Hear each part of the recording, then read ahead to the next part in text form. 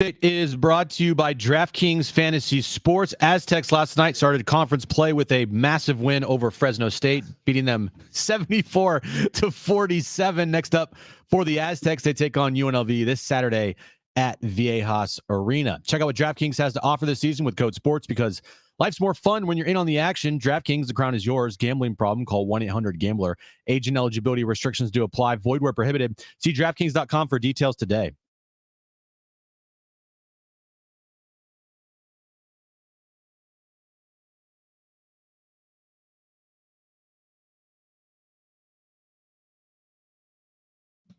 All right, San Diego, Southern California, what's going on? I'm back. Jim's been here. Brent's been here. I know Jim said yesterday you can't say Happy New Year after January 3rd, but what if you haven't seen anyone? Well, that's... I guess say Happy New Year because I haven't been here since, I want to say it was Friday night. We were here for San Diego State Gonzaga. It's been an interesting week. We have a very good show lined up for you. Matt Johnson's going to join us, San Diego State's new quarterback coach. He's going to join us in 15 minutes. Scott Miller will join us today at 5 p.m. We have Aztec basketball tickets to give away.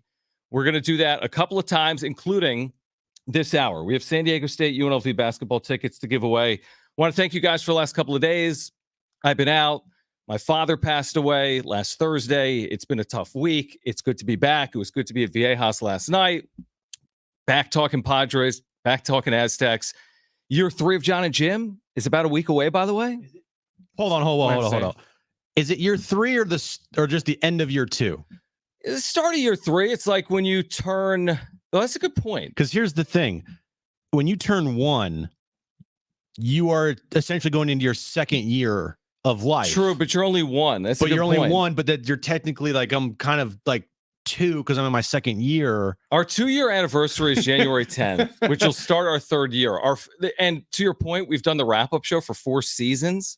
Yeah. 2020, 21, 22, 23. And we'll kick off year 5 of the wrap-up show coming up this year as well. But anyway, back. It's been an interesting week. Matt Johnson will join us coming up in 15 minutes. The Padres roster beginning to take focus.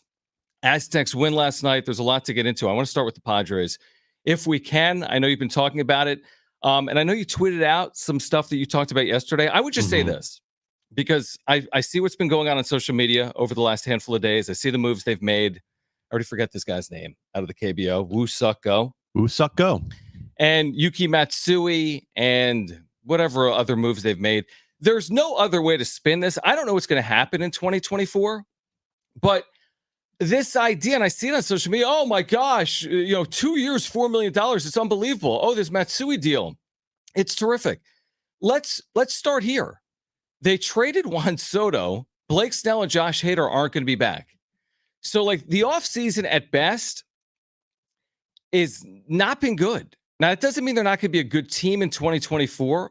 There's still serious work to do with this roster. I mean, serious work to do. But I don't see how you can spin this offseason. Yeah, they got Yuki Matsui and Woo Suck Go, and all of a sudden they've canceled out their losses. It doesn't work like that. Yeah. A lot of the message yesterday was, okay, can we just pump the brakes a little bit on the amount of praise that I've seen for this offseason, what AJ Preller has done? The team is not a better team right now. The amount of holes still left in this roster. They got 5 remaining roster spots to fill. And they need a left fielder, a center fielder, a lefty bat, a left-handed pitcher, all before the start of spring training, or at least the start of the first game of the year, which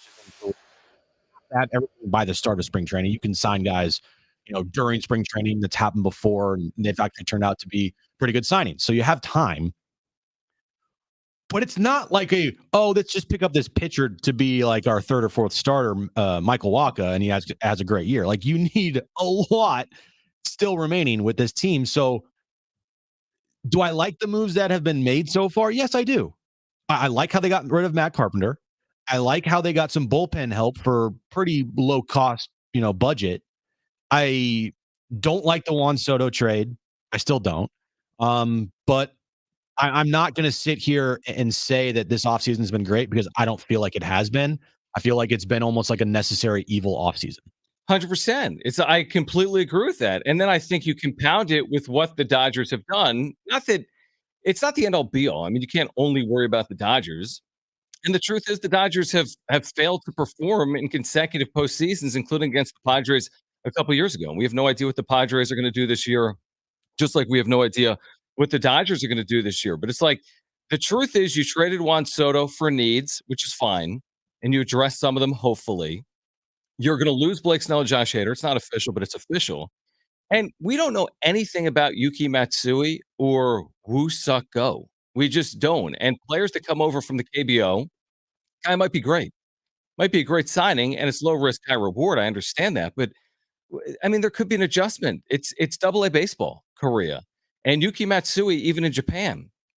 Again, nice numbers, but he's got to prove it in the major leagues. I just feel like there's tons of question marks, way more than heading into 2023. The question marks in 2024 do not compare to the question marks heading into 2023. Now, can they be overcome? Yeah. I mean, maybe they have more of a cohesive roster than they had a year ago. They need to, and they disappointed and only won 82 games. But, I need to, is this going to be the biggest move of the offseason? Is the biggest spend Yuki Matsui? And if so, I mean, how can you look at this as some compelling offseason where they've gotten better? It was funny because on Tuesday, I mentioned, okay, guys, I know a couple weeks ago we had a conversation about the panic of no moves being made this offseason. There's still time, right? And as I, sat here on Tuesday after also reading the Dennis Lynn article, I'm thinking to myself, like, I'm actually getting a little more anxious. Like, they haven't announced the coaching staff. They haven't done this. Now, thankfully, they did that the very next day, and they made a move the very next day. But you're going to need to start ramping this up. And it's not really just their own doing, it's all baseball. Mm-hmm. Like, there's still a lot of free agents out there that have not signed contracts yet. Big time free agents that are still out there. But if you're the Padres, all you have to do is worry about yourself, and you have a lot to worry about here. You just do. So I am nervous. Do I think this roster can be good enough to make it into the postseason next year? Yeah, I'm not 100% there yet, but I still think that if you have the guys on the roster perform to their level, like with a couple more moves that are made, like, yeah, they can get there. But it's just maybe like pump the brakes a little bit on how great this offseason's been from other people's perspective. And I completely agree. And I'm not saying that they're destined for some 68 win season. I don't know. I mean, maybe they're destined for an 88 win season. It's hard to imagine they're contending for a division, but that's not really here nor there on January 4th. But to me, it just feels like a little bit of like a PR spin is going on. Like, oh, look at their coaching staff. Mhm. They've promoted from within. Great. Oh, look, they don't have a bench coach. Isn't that great? And look, they're really scouting the Pacific Rim. Isn't that cool? The reason they're doing all of this is, to your point, it's necessary evil. The reason they're finding guys on 2-year, $4 million deals is they don't have 2 for 15. Yeah. And you look at these deals. Harrison Bader today at the New York Mets for 10.5, and you wonder why the Padres weren't in on him, because they're signing guys out of Korea for $4 million. So they don't have 10.5 for Harrison Bader. It's just a fact of the matter that they've got themselves into this mess, and they must definitively win in 2024. It's AJ's mess. It's the organization's mess. You either win or someone else is going to deal with the mess on the other side. No way next offseason are they going back to Korea and signing guys out of the KBO after winning 79 games and trying to find more diamonds in the rough with AJ Preller. There's no world where that's going to be acceptable, right, to Padres fans? No, none. There won't be, especially coming off of what happened last year. Right. So it's an anxious time for sure, because there's still time left, but Harrison Bader, a name that we talked about, potentially being a guy that could fill a spot on this team. He signed today, I think, with the Mets. $10.5 million. $10.5 million. You're not signing a guy to $10.5 million a year. Mm-hmm. You're not. So now I'm thinking, okay, is Jose Azocar really going to be this team's starting center fielder potentially? I don't think so. Is Jackson Merrill really going to be put in the outfield? According to Dennis Lynn, he puts him as an outfielder right now. Like, are we really going down that path? He puts him as an outfielder on the big league roster right now? He does, yeah. Yeah, I mean, we may be going down that path. We absolutely may be going down that path. We said this The second we knew their payroll was going down $50 million, and you heard AJ Preller start talking about, hey, Marcy he's going to vie for the center field job. They're going to have some young parts, even from day one, even if it's rushing players. They just are, even if it's rushing players. They're just going to have some young pieces because I don't see how you put the full roster together without doing that. What do they have, like 20 million right now to stand to the CBT? 20 to 25. And they have one outfielder. So you're either making some really, really impressive trades to maybe free up some money. Maybe you're moving Ha-Seong Kim, right, at top dollar potentially coming off a career year.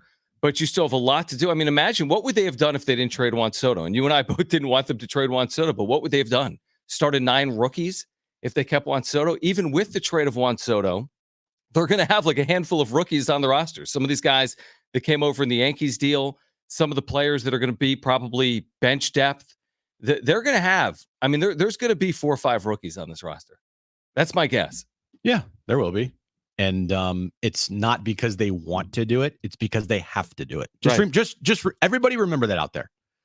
A lot of these moves that they're going to be making coming up for the big league roster with a couple of rookies on it, it's not because they want to do it. It's because they have to do it. They don't have a choice. They can't go out there and sign an outfielder, a major league outfielder. They're going to have to promote from within.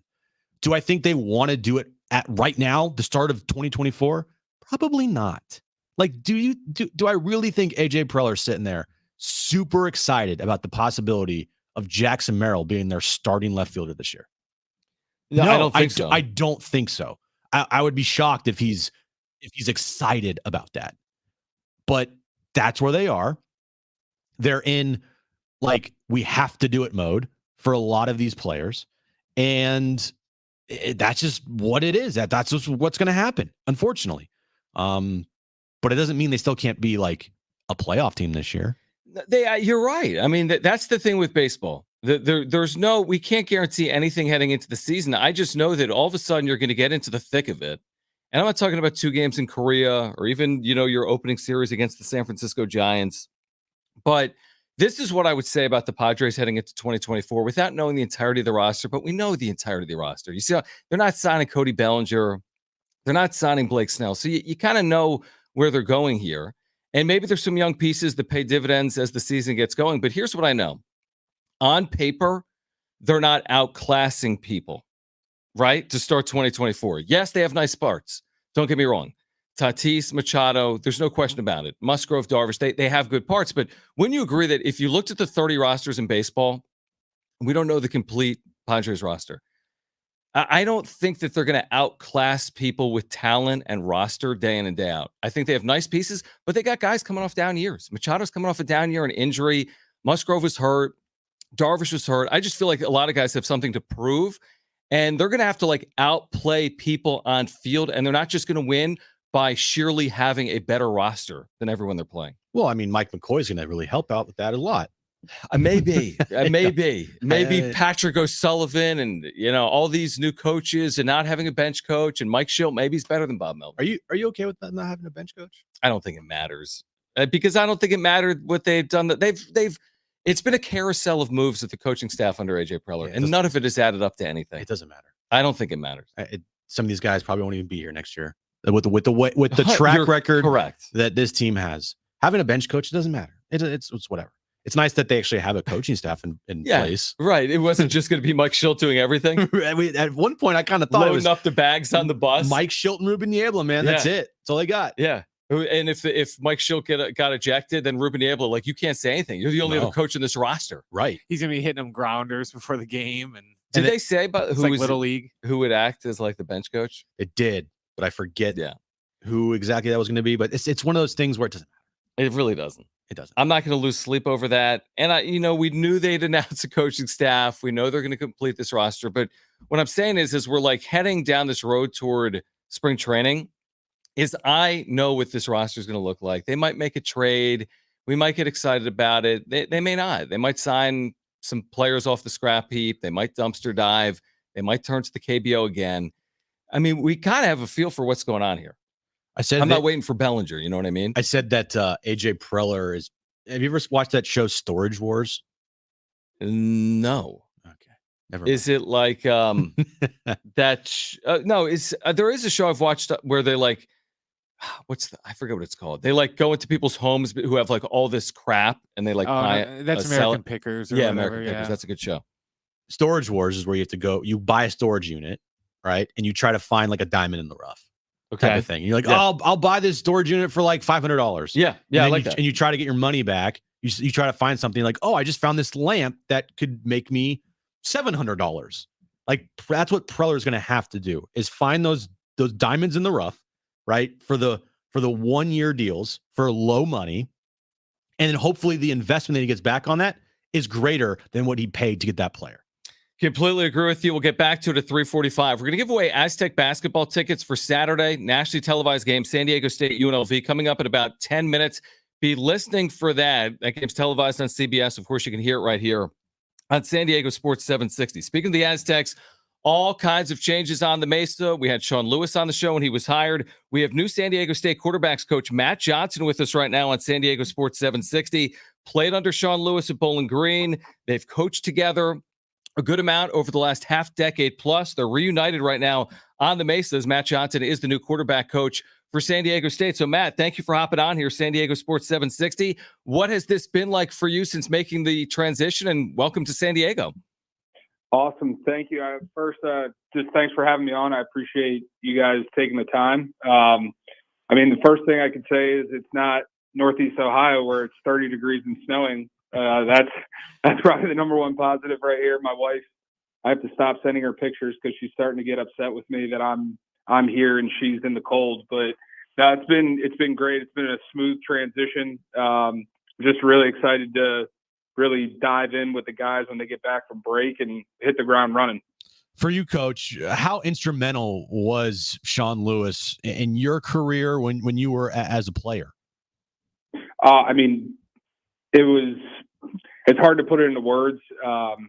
Just from a development standpoint, not only on the field, but off the field.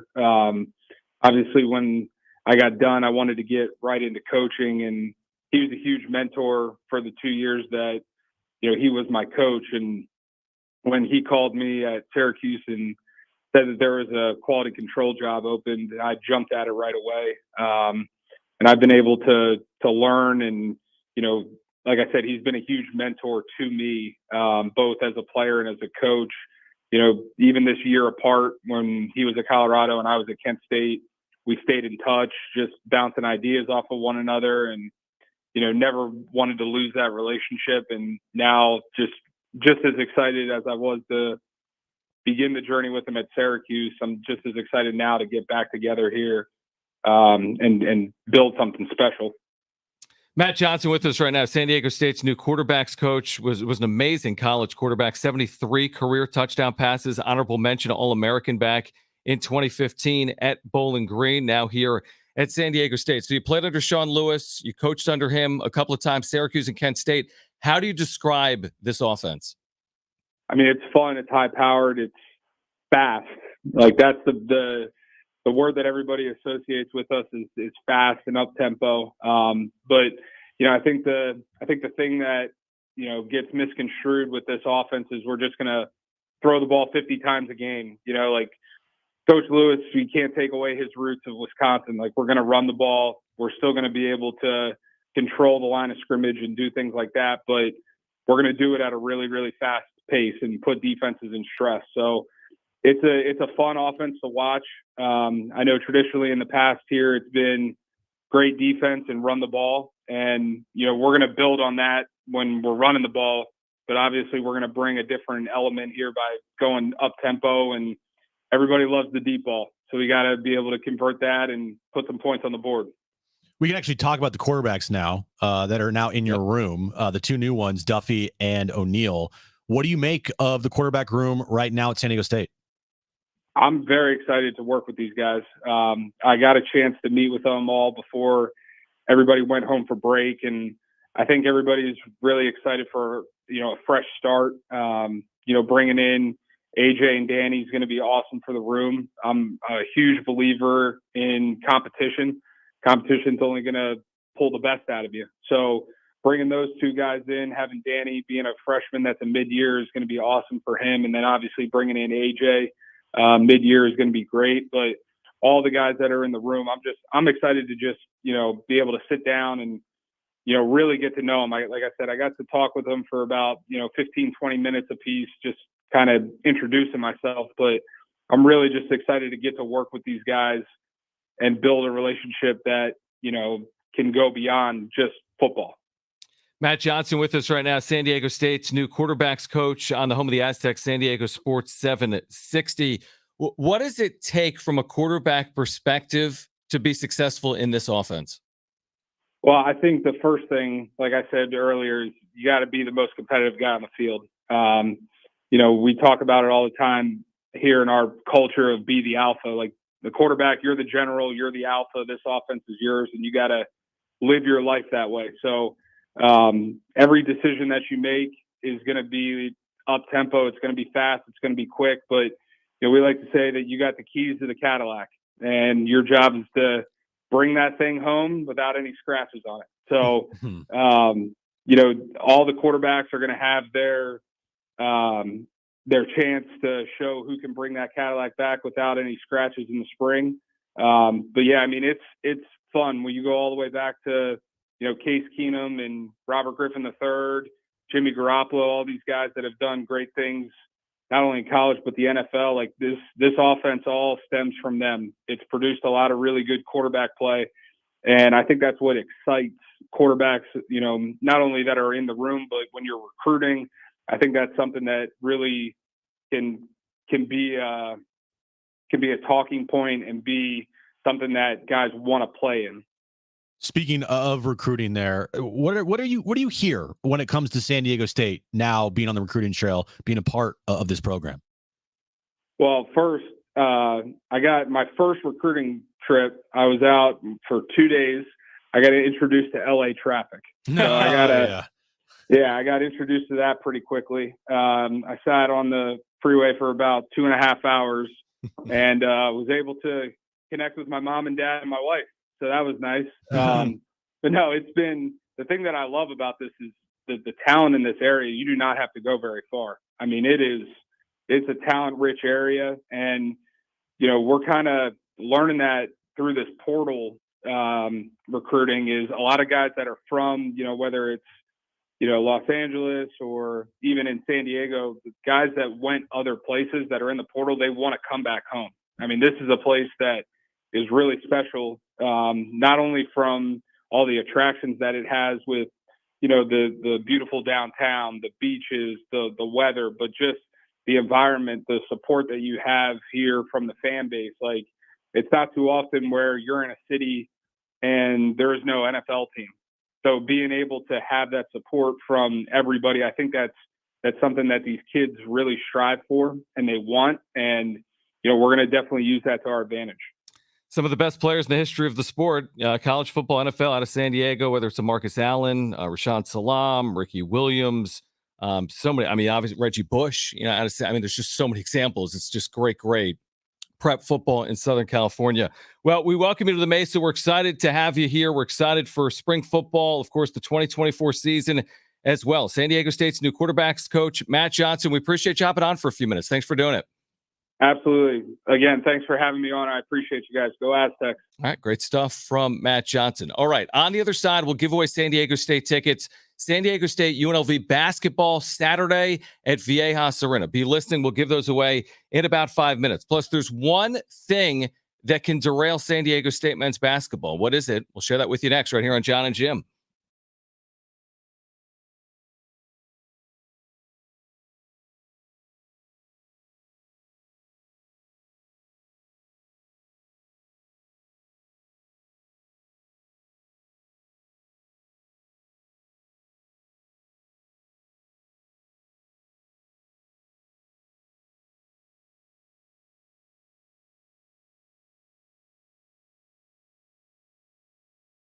All right, hey guys, it's Schaefer. I've been telling you about our friends over at Novo Brazil Brewing. They are just days away from opening a brand new location in Mission Valley. They're just days away. They had something on social media here recently of their brand new Aztec branded kombucha on the production line. That's because Novo Brazil Brewing is a proud supporter of the Mesa Foundation and San Diego State Aztecs men's basketball. That new flavor that's co-branded is going to be launched in the coming days. Just last month, Lamont Butler, Jaden Ledee, Micah Parrish, and others were tasting flavors. They've got the brand new Aztec kombucha, Aztec with a K kombucha. So be looking for that at these Novo Brazil Brewing locations, also in stores here in San Diego. They're about to open this fresh new spot in Mission Valley, 350-seat restaurant. They've got 4 other fantastic locations, including one at Otay Ranch, massive LED screens. This one in Mission Valley, 350 seats, full bar menu, 60 taps. 60 taps of Novo Brazil beer, Novo Kombucha, the brand new Aztec Kombucha. They've got seltzers, great food offerings. I was over at that Otay Ranch location a couple of weeks ago. Sandwiches, tacos, burgers, empanadas, whatever you need. Appetizers, Brazilian-inspired entrees, much, much more. Check them out. Find them in Mission Valley coming up in just a few days. For more information, visit novobrew.com. That's novobrew.com.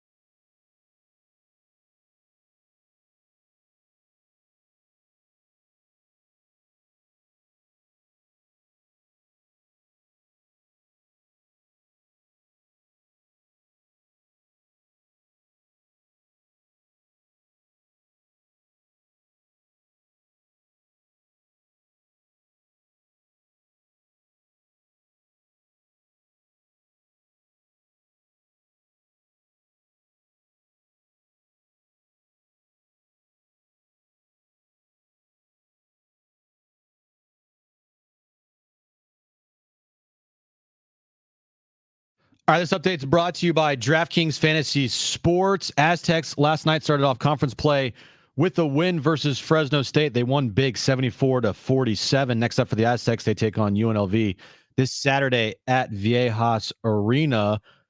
And the Padres, they've made a move, John. Okay. I'm excited. They've signed outfielder Bryce Johnson to a minor league contract. Oh, Bryce Johnson is here. Yeah. Okay. The savior. Check out what DraftKings has to offer this season with code SPORTS because life's more fun when you're in on the action. DraftKings, the crown is yours. Gambling problem? Call 1-800-GAMBLER. Age and eligibility restrictions do apply. Void where prohibited. See DraftKings.com for details today.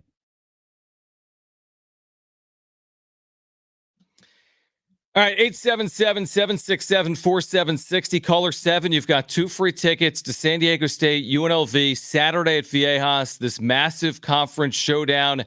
Aztecs, Rebels, right here on San Diego Sports 760, Saturday at 1, also on CBS. Caller 7, 2 free tickets. I want to say there's maybe a couple of dozen tickets remaining for this game. If you want them, go Aztecs.com. 877-767-4760. Call right now. Caller 7, they are yours. Big CBS this week. Big CBS CBS. Sports. And next weekend as well. All right, Bryce Johnson. Jim just mentioned it. The Bryce Johnson move that the Padres just made. I was waiting for this one. So you may be wondering, Bryce Johnson, I don't know the name. Okay, he's 28. I'll throw out this statistic a lot, and sometimes I just assume that people understand it, but I quantify it like this. OPS plus. OPS 100 is major league average. If you have an OPS plus of 100, you're a major league average hitter. 110, 10% better. 90, 10% worse. Okay? Bryce Johnson, now, with all due respect, or to be fair, 61 career at-bats in the big leagues, okay? He's 28. His career OPS plus and 61 ABs. I have never seen an OPS plus of this number. Again, 90 wouldn't be good.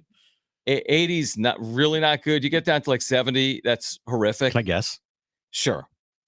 Since you said it's a number you've never seen before, it's got to be crazy low. 61 ABs, again, isn't a big sample size, but yeah, again, 50 would be 50% worse than big league average. I'm going to go with 27. You're too high. It's now, again, it's a small sample size, but it's 19, which is 81% worse than an average big league hitter. Hey, I mean, so he better be a damn good fielder is my point. So he's an outfielder. He's 28. Yeah. He's got just a little bit of service time with the Giants each of the last couple of years. These are the moves the Padres are making right now. Now, again, from a depth perspective, to play in the minors, to fill a role as a fifth outfielder, you need him for a week, okay. But to get any real playing time, this isn't the type of player you're looking for. So Bryce Johnson, this is from Roto World, who this is that tweeted this out about an hour ago. Here's the I guess scouting report on Bryce Johnson. Here we go. Padres signed outfielder Bryce Johnson to a minor league contract. Johnson will presumably compete this spring for a spot on the San Diego season opening roster. Also, he could be a pinch running specialist. So he can run. He can run. The 28-year-old speedster had lightning quick wheels and is a strong defender in center field, but has struggled to hold his own at the dish in the big leagues, posting a slash line of 148, 209 on base, and a 213 slugging percentage. Yeah, that doesn't work. Doesn't work. It doesn't work. And now maybe the new offensive coordinator, Mike McCoy, can find something in Bryce Johnson. I mean, maybe that's possible. With 1 homer and 3 steals in 67 plate appearances for the Giants over the last 2 years, he's unlikely to make an impact for fantasy managers. No. But could wind up getting a shot in San Diego as a 4th outfielder. Listen, as a defensive replacement, as someone off the bench that can run, but like, is that really, when you think about a role for a good team, like when you think about the difference between being like good and really good, do you think about, well, this guy off the bench can steal a base for you? It so rarely comes up. I mean, how often when we watch the Padres, we watch every single game, we're like, man, if they just had some more speed off their bench in the 8th, it's, what are you winning? A 10th of a game in a season because you have speed off your bench?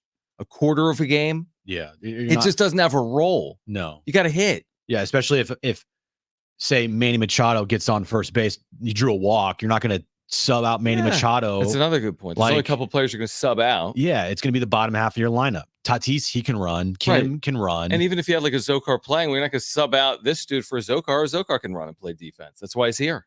is Zokar really going to be a starter this year? Like, well, is he gonna compared to start- Bryce Johnson, he's a Mickey Mantle. I hate to say that. I've never seen Bryce Johnson play, but I mean, again, here are the moves. Like, again, these are so under the radar. This isn't something that we should overly concern ourselves with, but these are the moves that they're making because they're trying to fill out some depth. Even back to the bullpen for 1 second. Matsui, Go, like Suarez towards the back of your bullpen. There's other names as well. Yeah. This idea that, well, last year they didn't have versatility. They got stuck at times. Hader couldn't pitch 2-3 consecutive days. Now you can work to matchup advantages. Yeah, but you don't have Josh Hader, who had a 1 ERA and when was on the mound, left with the lead basically every time he pitched. It wasn't Josh Hader's fault that they had a franchise high. How many blown saves last year? 38. Now, do you have fewer blown saves because you've provided a little more depth there? Maybe, but is your depth better than it was a year ago now that you've reached over to the Pacific Rim and grabbed some players that have never pitched in the big leagues? After talking about this for the last 37 minutes here. Other than talking Aztecs football. Exactly. This season needs to just like start right now. Yeah. I mean, we are in the portion of the offseason where it gets kind of maddening to talk about the same non-moves, these little moves here and there. I just want to see this full roster. I want to get to spring training, and I want to see how it's going to shape out. I'm very impatient, even though I mentioned that we're probably going to have to continue to use patience here for this team. It just sucks. It does, because there's not many avenues that this team, I feel like, can go right now that screams that right there. That's a perfect answer. Well, okay, so are single game tickets on sale? Sure, Or they will be. I think so. So single Maybe. game tickets are on sale, and think back to a year ago today.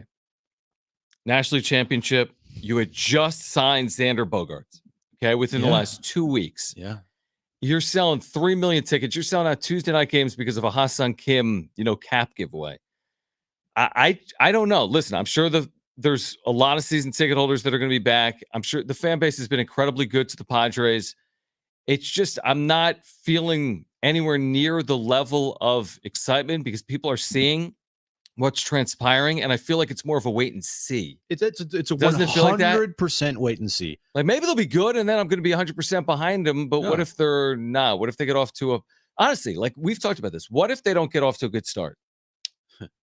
That's going to not be good, John. And when I say that, And people will freak out. People are going to freak out. I'm not saying like 30 games in. Like if they start 1-6, I was just thinking like 4-7. that's a 1-6 would be really bad.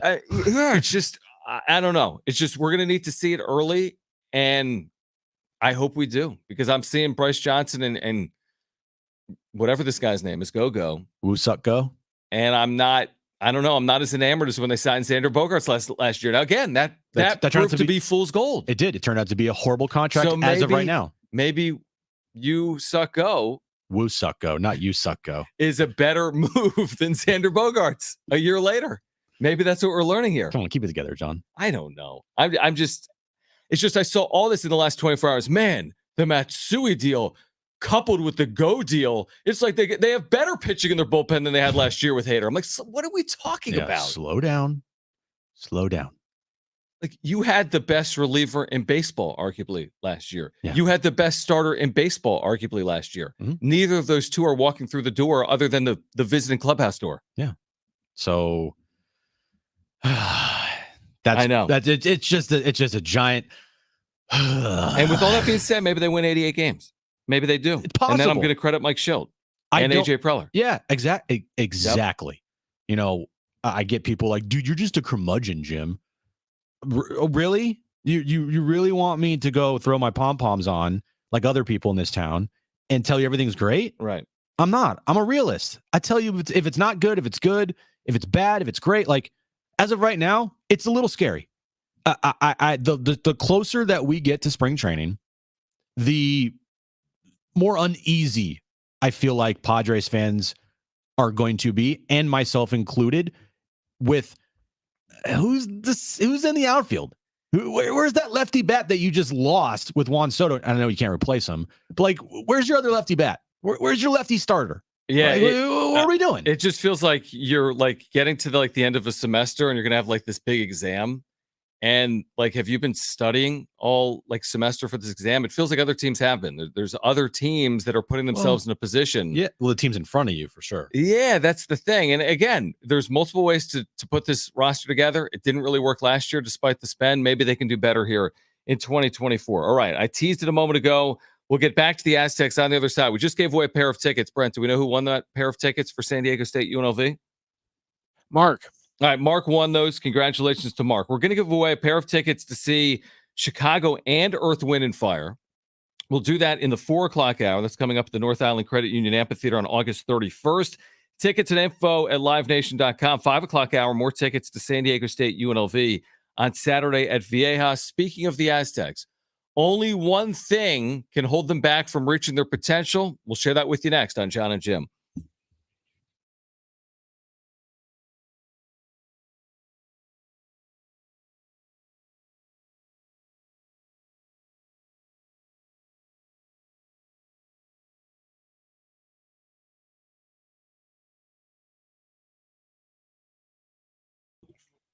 JD Gaucho, appreciate you, man. Thanks, guys, for hanging out. If you're here, please subscribe. We do appreciate your super chats. We get to all of them during our commercial breaks, like this one from JD Gaucho, who says Bryce Johnson, 6th-round pick from Sam Houston State, hit 345 and stole 20 bases, pregnant pause in 2016. Who was even president? It was 8 years ago. Earned second team All Southland honors. Good pickup. 2016 in college. Yeah, it's some outfield depth. I'm sure he'll spend most of the year in AAA. He'll probably get a cup of coffee here. I'll say this right now. Over under Games. games for Bryce Johnson in 2024. I'm I'm gonna say excited. over 10. Yeah, I'll take the slight over. Yeah. Yeah. He's gonna play. But probably under 30. I think he's gonna be on this roster at some point. I think he's gonna get some bats. Probably right. He's gonna be playing the outfield. And He's going to steal 2 bases in one game. Right. And that's going to be the big moment. As he can hit 340 like he did at Sam Houston State in 2016, he's hit 100 in the big leagues, probably not. But thank you, JD Gaucho. Appreciate that. Again, guys, if you want to support, you can click the $ below the chat box. If you're here, please subscribe as well. Year-round content for San Diego sports fans, and we'll be back momentarily.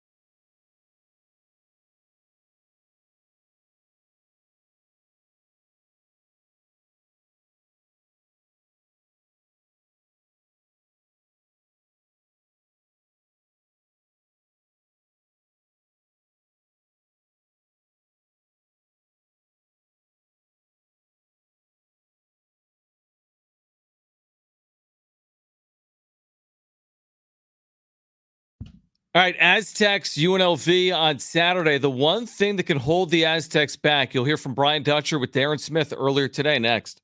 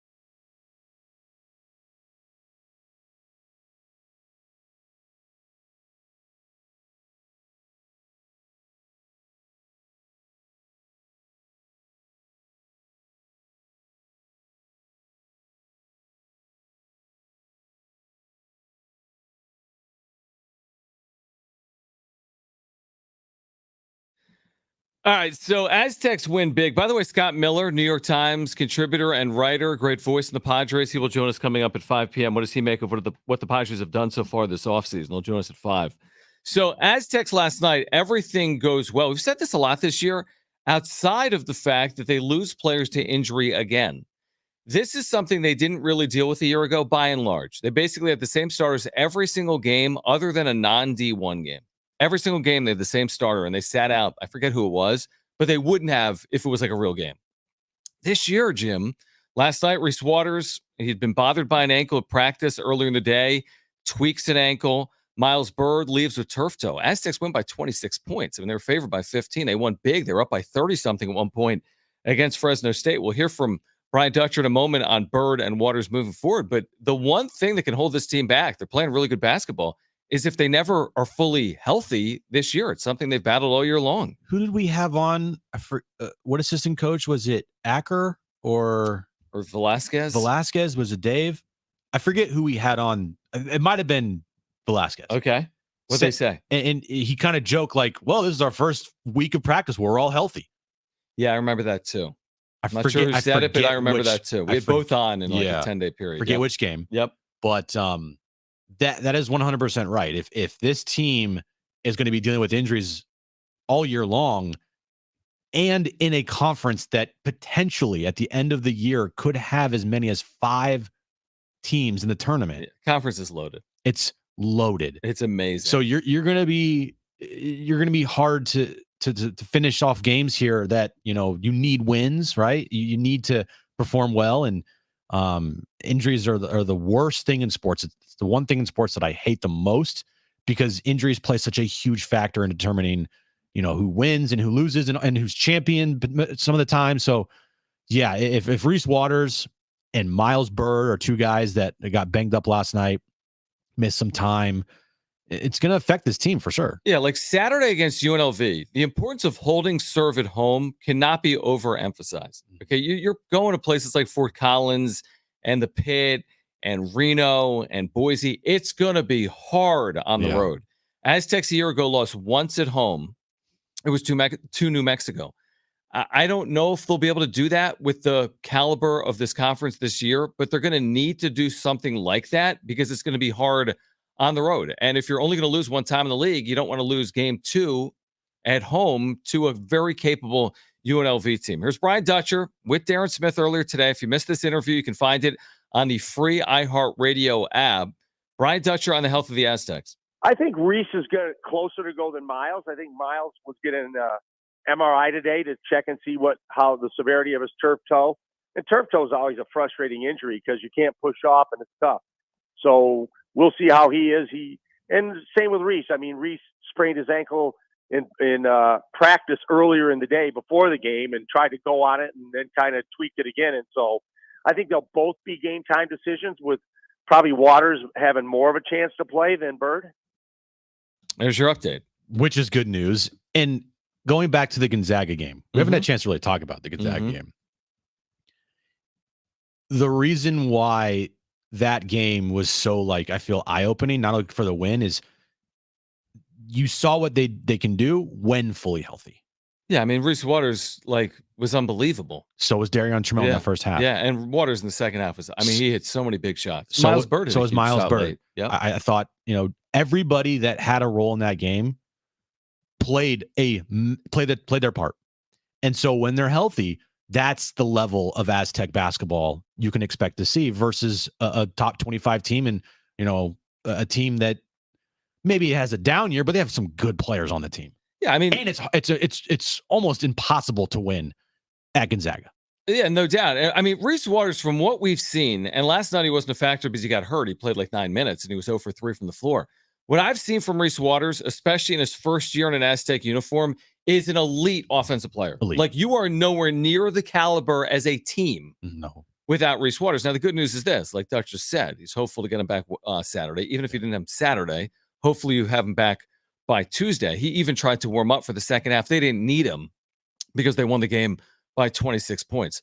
But man, when you see Waters go down with an ankle, you're like, oh my gosh. I mean, you're holding your breath, because players like Reese Waters and Jaden Ledee, they've been deep this year. Again, they're playing 8 or 9 right now. But again, last year, they stayed healthy. Mhm.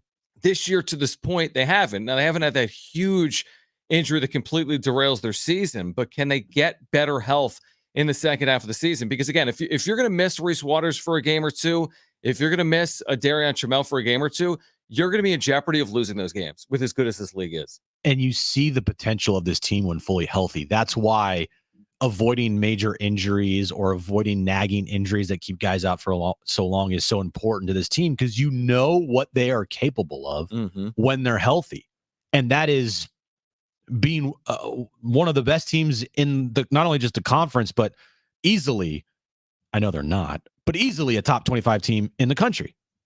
And so that is probably the most important thing the rest of the year, is managing these injuries, making sure that you don't have guys miss significant time if there are more injuries, and probably there will be, just because that's sports.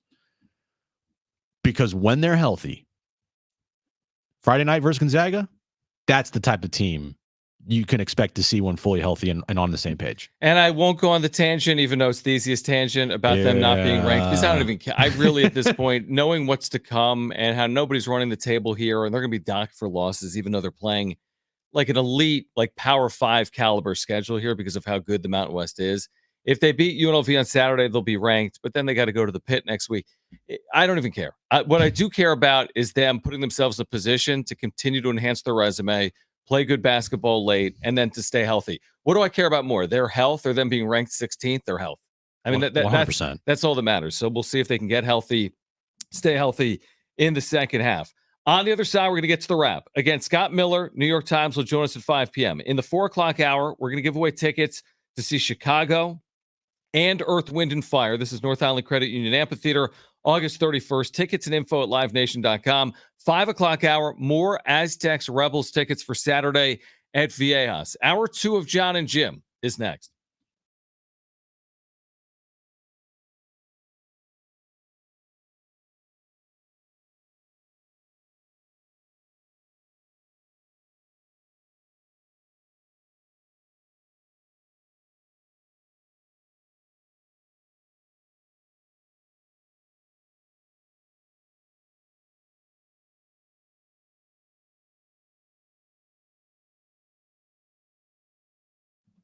Hey guys, it is Schaefer. It's the new year, and I've been telling you for, well, the last couple of years about our friends over at Windmill Farms, the college area's natural grocer, supporting local businesses. San Diego based. Trevor and his family, I saw Trevor in an Aztec game last month when the Aztecs took on Stanford. They have been in the grocery business in San Diego for over 20 years, supporting our community and local businesses.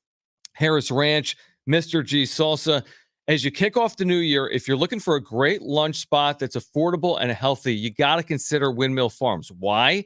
Because your 8th sandwich is free with a sandwich card, because they use fresh, high-quality ingredients, and they pride themselves on keeping their prices incredibly low. They have an amazing selection of food at their deli. In addition to the deli, they've got you covered for your game day needs, with college basketball in full swing, with the NFL heading towards the postseason.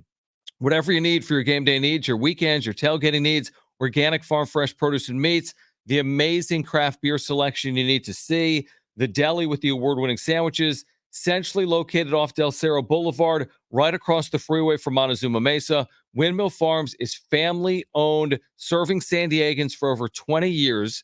They've got weekly specials, by the way. Check them out at windmillfarmsmarket.com. You don't even have to live or work near the college area, by the way, to take advantage. You can find Windmill Farms on Instacart, have your groceries delivered directly to your doorstep. And a reminder for San Diegans to shop local and shop at Windmill Farms.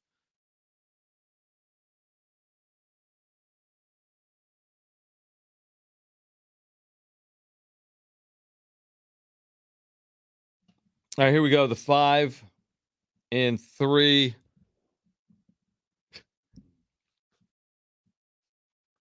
2. Novo Brazil Restaurant in Mission Valley is now open with 60 taps and amazing Brazilian-inspired food. 3, 2. Novo Brazil Restaurant in Mission Valley is now open with 60 taps and amazing Brazilian-inspired food. All right, here we go. The 15. Novo Brazil Brewing is now. That was good. Novo Brazil Brewing is now open in Mission Valley. Novo Brazil Mission Valley is a 350-seat restaurant with a full bar menu and 60 taps of beer. Novo Brazil Brewing is now open in Mission Valley. Novo Brazil Mission Valley is a 350-seat restaurant with a full bar menu with 60 taps of beer, kombucha, seltzers, and amazing Brazilian-inspired entrees. Visit novobrew.com. That's novobrew.com.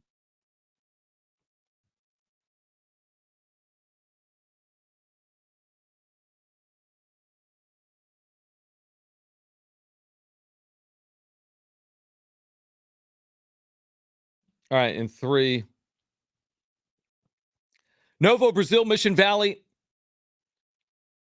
Novo Brazil Brewing is a proud supporter of the Mesa Foundation and the San Diego State Aztecs men's basketball team. With 4 fantastic locations, including one at Otay Ranch with massive LED screens, Novo Brazil recently opened their newest spot in Mission Valley. Novo Brazil Mission Valley is a 350-seat restaurant with a full bar menu and 60 taps of beer, kombucha, seltzers, as well as eclectic food offerings.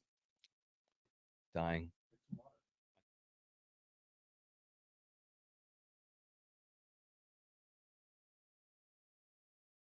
All right, in 3. Novo Brazil Brewing is a proud supporter of the Mesa Foundation and the San Diego State Aztecs men's basketball team. With 4 fantastic locations, including one at Otay Ranch with massive LED screens, Novo Brazil recently opened their newest spot in Mission Valley. Novo Brazil Mission Valley is a 350-seat restaurant with a full bar menu and 60 taps of beer, kombucha, seltzers, as well as eclectic food offerings like sandwiches, tacos, burgers, empanadas, appetizers, and Brazilian-inspired entrees. Visit novobrew.com. That's novobrew.com.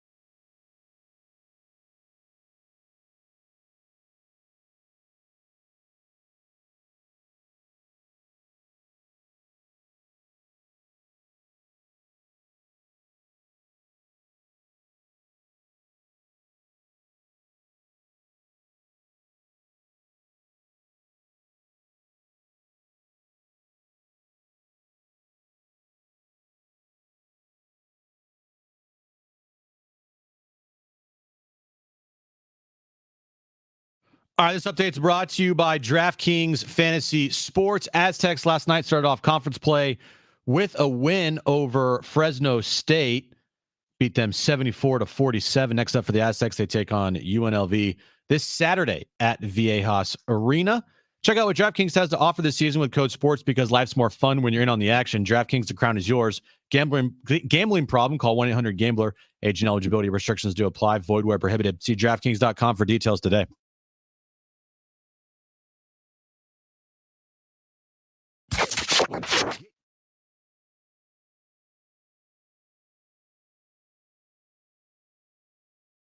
All right, San Diego and Southern California, what's going on? This is hour 2 of Jon and Jim. We're reunited here in 2024. We've got a great giveaway for you this hour, a pair of tickets to see Chicago and Earth, Wind, and Fire at the North Island Credit Union Amphitheater. This is August 31st. Tickets and info at livenation.com. Scott Miller, New York Times, and the Padres offseason will join us at 5. Also in the 5 o'clock hour, we will give away a pair of tickets to San Diego State UNLV. This game is Saturday, 1 p.m. Viejas Arena. Our pregame coverage will begin at noon on San Diego Sports 760. This game will also be televised on CBS. If you missed our conversation, by the way, with new San Diego State quarterbacks coach Matt Johnson, you can find that by finding us on YouTube, by the way. Search for Jon and Jim 760 or find it on the free iHeartRadio app. Speaking of which, we are always available to you whenever you want, whether it's live or on replay with the podcast on the free iHeartRadio app. Did you know that, Jim? I did know that. iHeartRadio app, best place to listen to us on the go. YouTube channel, best place to listen to us and watch us also wherever you go.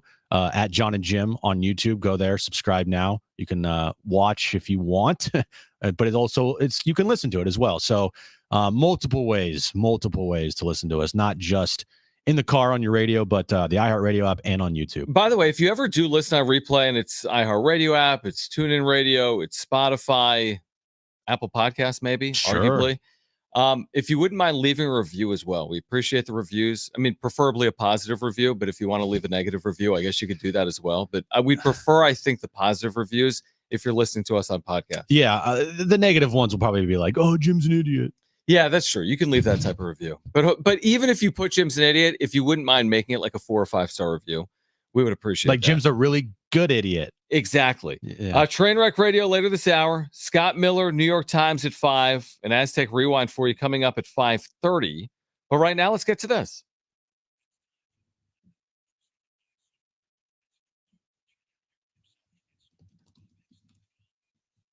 How many Mountain West teams are going to make the NCAA tournament? I'm gonna go with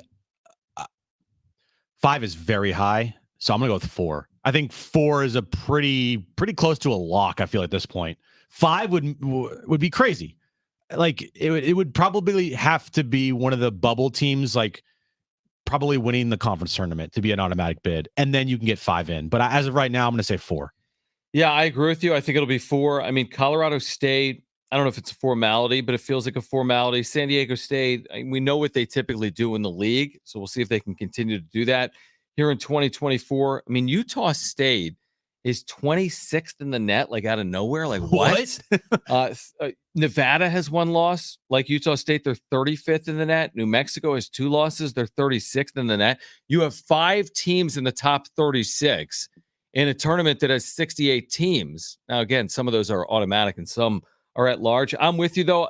It's likely because of how good the league is, someone falls off. Someone is going to take on water and lose a lot of games to a lot of very good teams. Now, you're right. Maybe Boise State wins the league. Maybe UNLV wins the league, and 3 or 4 other teams already have really good resumes and find their way in. But I think 4 is safe, which would be a 3rd consecutive year of 4 teams into the NCAA tournament for the Mountain West, which is an incredible accomplishment. Which, by the way, is for another day. I won't even talk about it now. But they're going to change the conference schedule next year from 18 games to 20, which makes no sense considering how good the league has been in the non-conference the last 3 years. Okay. That's for another day. Next question. Will Michael Penix be drafted in the top 10 in the NFL draft? I think so. If he has a good championship game versus Michigan, I already think he should be drafted in the top 10. Like if JJ McCarthy comes out and he enters his name in the NFL draft, I've already seen that he's ranked higher than Michael Penix and Bo Nix. Like, give me a break. Like JJ McCarthy, sorry, but no, not a 1st round draft pick at all. Even Drake May, like I know that Drake May might be a better quote unquote prospect, but if you just watch the film and watch the games, how can you say Michael Penix isn't a top 10 draft pick next year or this upcoming draft? This guy has been unbelievable. I mean, they've won 21 consecutive games. His deep ball is incredible. Now, the knock on Penix is he's been hurt a lot. He was hurt a ton in Indiana. He hasn't been hurt at Washington. He's not a dual threat really at this point. He is a pure he can run though. Pocket, but his arm is elite, like plus, right? Scout terminology in baseball. I don't see how he's not a top 10 pick. I'm with you. I've watched a lot of Michigan. I think JJ McCarthy's an incredible college quarterback. Yeah. I think Penix is just an incredible quarterback. There's other quarterbacks with great arms. I mean, the Caleb Williams of the world. I think Drake May, people have fallen in love with his arm. But Michael Penix is right there for me, and all the guy does is win. He won at Indiana. He was in a Big Ten championship game at Indiana. That alone should put him as like the number 3 overall pick. Drake May gives me like Christian Hackenberg vibes.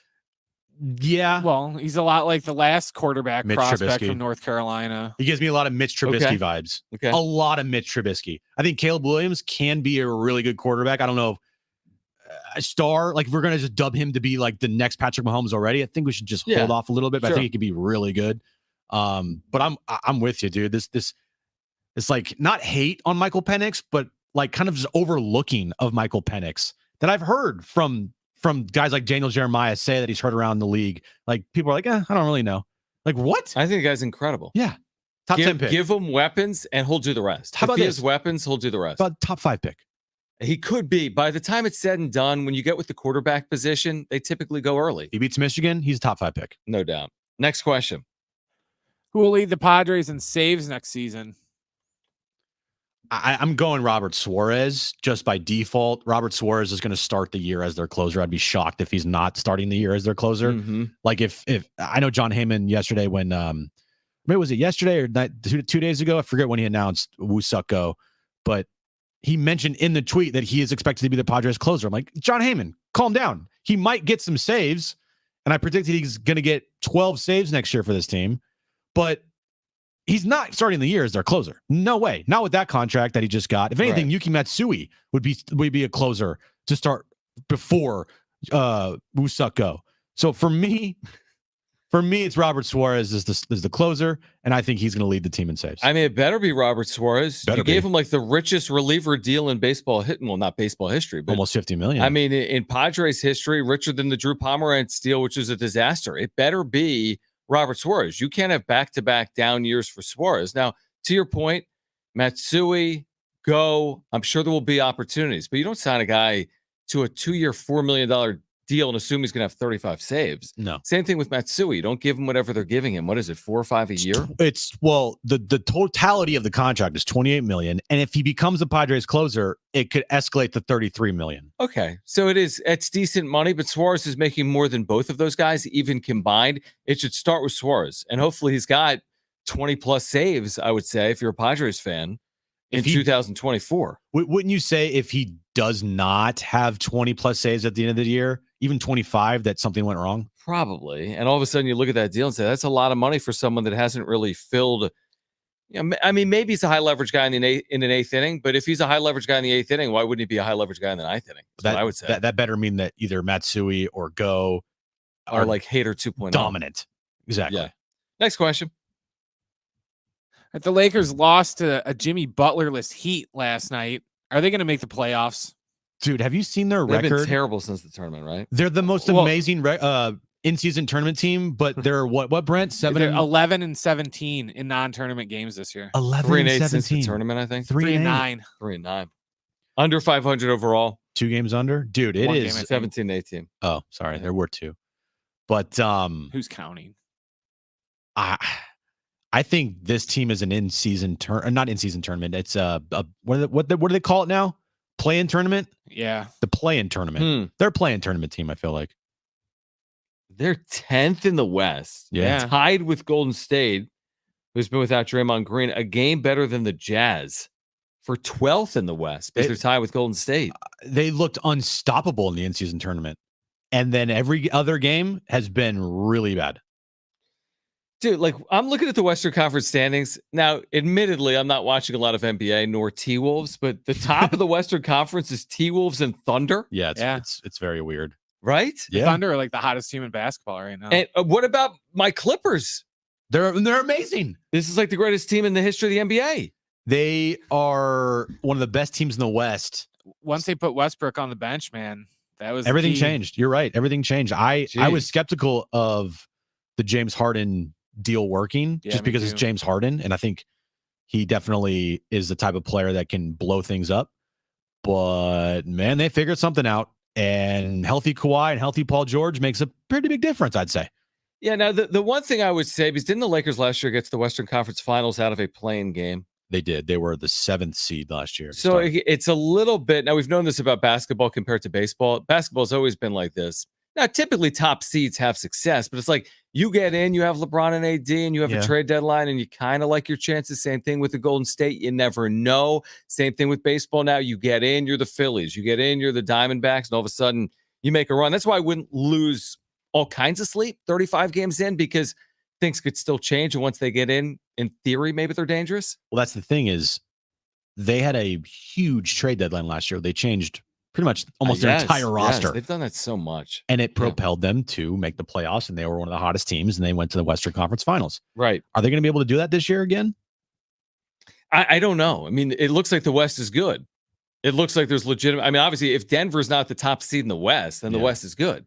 It feels like one of those weird seasons in the NBA. Like, you're right. Looking at those seedings, you're thinking to yourself, what? All the Kevin Durant, the Suns, Steph Curry and the Warriors, LeBron and the Lakers, Jokic and the Nuggets. they're not at the top of the Western Conference right now. Not really even close. The Suns, Lakers, and Warriors, they're all like 500 teams. Can I segue? You can absolutely segue. This is called a segue in this business. Trevor Bauer. Okay, so Trevor Bauer. What are we doing? Telling Fox News today he would love a second opportunity to do things better. The reason I bring him up, and we've brought him up occasionally over the years, certainly in recent months. The only reason I bring him up, and I'll be the first to say I'm not doing it, and I've said it before, I'm going to say it again. But when I know where the Padres are turning right now, value, right? They're seeking value. They're seeking low investment. They're seeking high ceiling. They're looking for a return on low risk. I need to say I wouldn't do it. I know he's a capable pitcher, obviously. It goes without saying. He has won a Cy Young before, has received one of the richest pitching contracts in baseball history by the Dodgers. He's been out of the major leagues for how long now? He was suspended for the longest time in the history of the sport, maybe? 2 years, 3 years? So he's been out for 3 years. I'm not saying he can't pitch. It's the last thing that I'm saying. I'm saying even with roster budget constrictions, I'm not turning to Trevor Bauer. I know they need starting pitching. I know they need pitching. I don't know how they're going to do it, but find a way, AJ Preller, without bringing the sideshow that would be acquiring Trevor Bauer. Agree or disagree? I agree. No. It's just a no, right? No, it's just a no. It's just a no.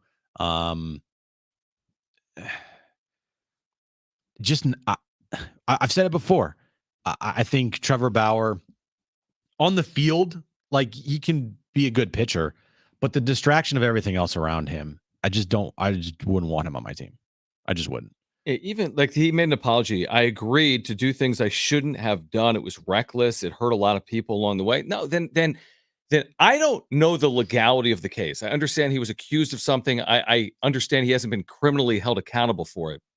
But by his own admission, I did things I shouldn't have done. I was reckless. I hurt a lot of people. That's a no for me. Just because you only have so much money and you have holes to fill and he's got upside on the mound, at some point there's got to be a line that you're drawing, and I'm drawing that line, and I'm not going after Trevor Bauer. It's just that's the line that I've drawn. Yep, I'm the same way. I would be surprised if I've said this before. I'd be surprised if he pitches in the big leagues. If he's not getting another opportunity now, when is he going to get another opportunity?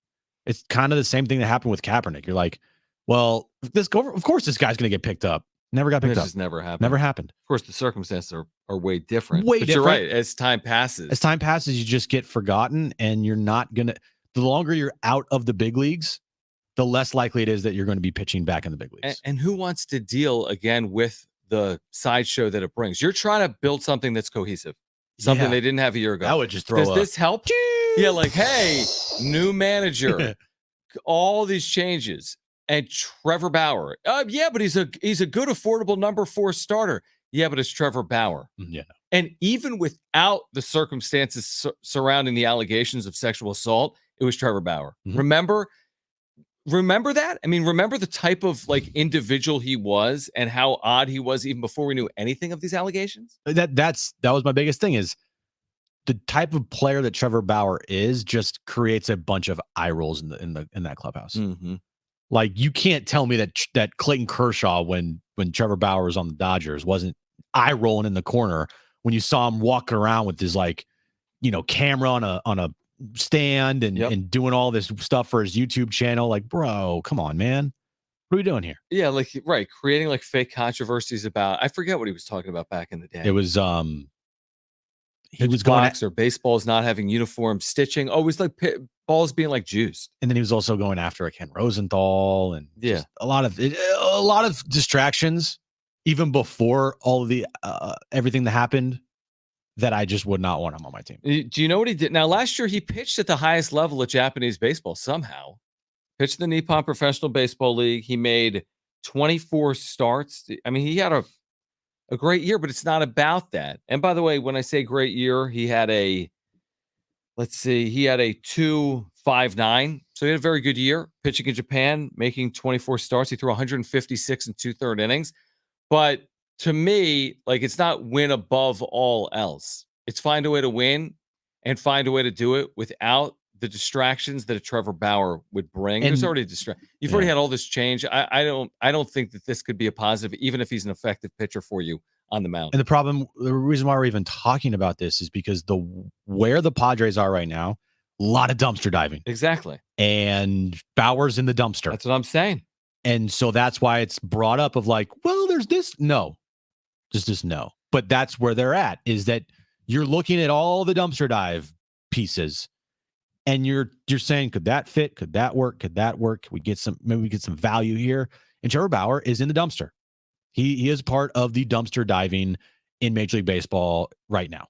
I mean, I wonder, listen, I don't know what Padres fans would think. It's not like, listen, there's been all kinds of athletes over the years that have been signed that have had to deal with things off field. I mean, there's countless examples. Look at Michael Vick. Michael Vick is a wonderful one. They're all unique and different. right? NFL They're is so different, though. They literally turned a blind eye all the time. I know, and I don't think that necessarily makes it good, but for It whatever doesn't. reason, that league has been able to, quote unquote, get away with it. Those players have been, quote unquote, welcome back. Well, There've when been you a have number of examples, 50 million people watching games a weekend, and it's a multi-billion-dollar company organization, that's the problem with the NFL. do you think it's maybe easier then in the NFL for it to occur? You think there'd be Dude. more flack? This past weekend, John, at the Ravens I game, know they honored Ray Rice. they honored Ray Rice. That's crazy. That tells you all you need to know about the NFL. My wife could not believe that. I mean, Now, again, I don't know what he's done since the incident. Maybe he has worked on himself. I think people do deserve second chances. Absolutely. That is pretty amazing. But again, it's like you saw what happened, and we're going to Yeah, we go. literally saw what happened. We did. We're going a different direction. Yeah. The Trevor Bauer stuff.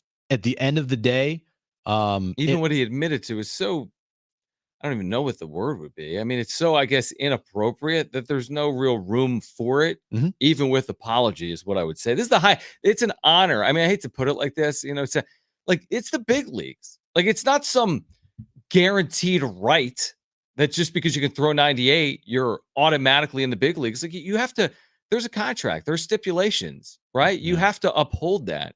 You're not guaranteed to do it. Like, unfortunately, he didn't uphold it, and now he's on the outside looking in, but that's because of his choices and actions. well, I don't think we'll have to worry, John.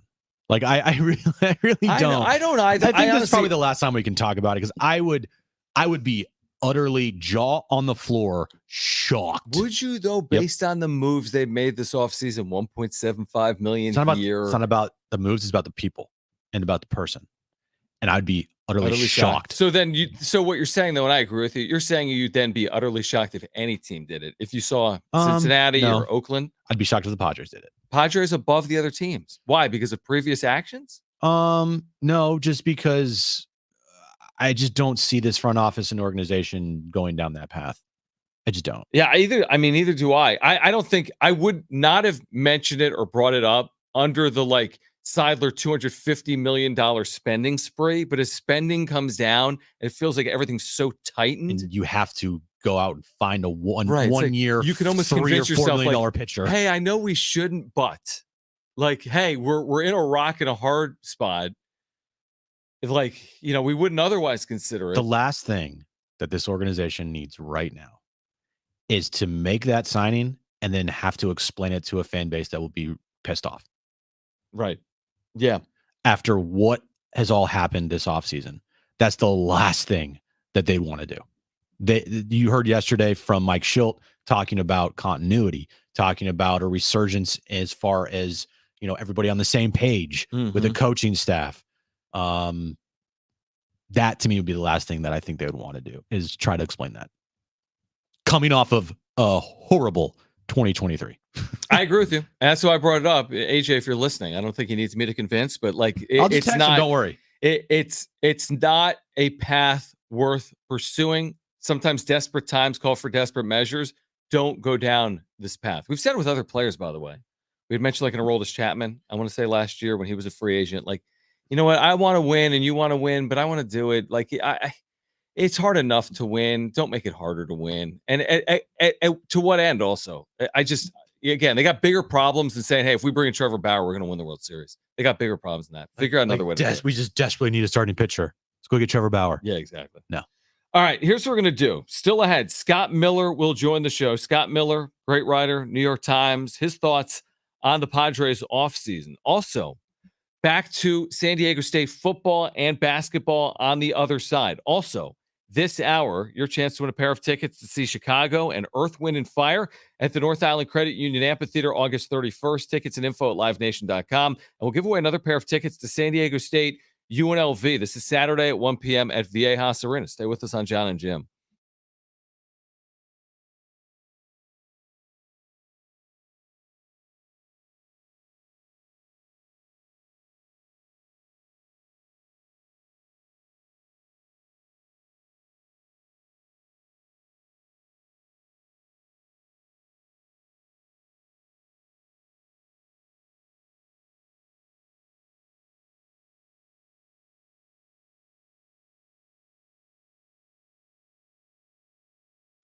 All right, hey guys, it's Schaefer. I've been telling you about my friends over at Novo Brazil Brewing, and with the new year upon us, they are just days away from opening up a brand new spot, Novo Brazil Mission Valley. They've got their brand new Aztec kombucha as well, because they're a proud supporter of the Mesa Foundation and San Diego State Aztecs men's basketball. This flavor was taste tested by San Diego State's men's basketball team, Lamont Butler, Jaden Ledee, Micah Parrish, and others. They tasted flavors. They've got a brand new Aztec kombucha coming out this weekend. So be on the lookout for that. That's Aztec with a K because it's a kombucha. You get it? They've got 4 fantastic locations, one at Otay Ranch, massive LED screens. The Mission Valley spot opening up in just days is 350 seats. 350 seat restaurant, full bar, 60 taps of Novo Brazil beer. They've got the brand new kombucha, the Aztec kombucha. They have other kombucha as well. Seltzers, great food offerings. I was there a couple of weeks ago picking up tacos and sandwiches, burgers. They've got empanadas, appetizers, Brazilian-inspired entrees, and much, much more. So be on the lookout for their brand new Mission Valley location or check them out throughout San Diego County. For more information, visit novobrew.com. That's Novo brew.com.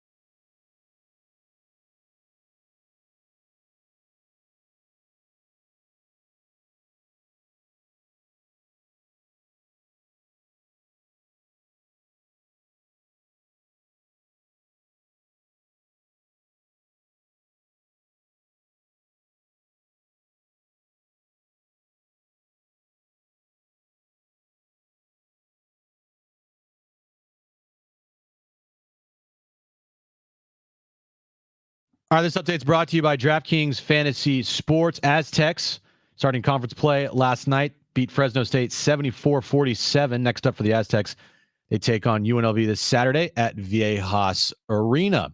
Check out what DraftKings has to offer this season with code SPORTS because life's more fun when you're in on the action. DraftKings, the crown is yours. Gambling problem, call 1-800-GAMBLER. Age and eligibility restrictions do apply. Void where prohibited. See DraftKings.com for details today.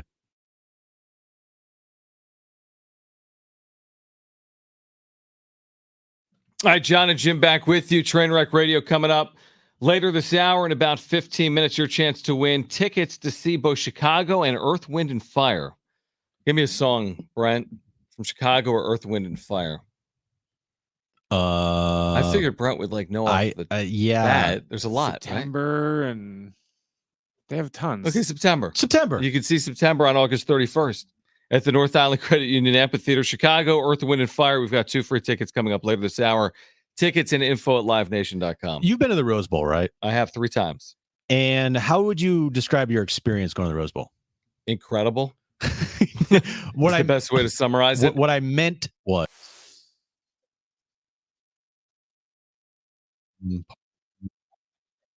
And it's a lot. There's 100,000 people, but I mean, if it's the Rose Bowl, so you usually plan. You're like, hey, let me go to the Rose Bowl today and show up 20 minutes before, and then leave 20 minutes after. You're making a day of it. Yeah, because I said yesterday or 2 days ago, I forget what it was, that I absolutely love watching the Rose Bowl on That's TV. amazing. It's my favorite bowl game by far.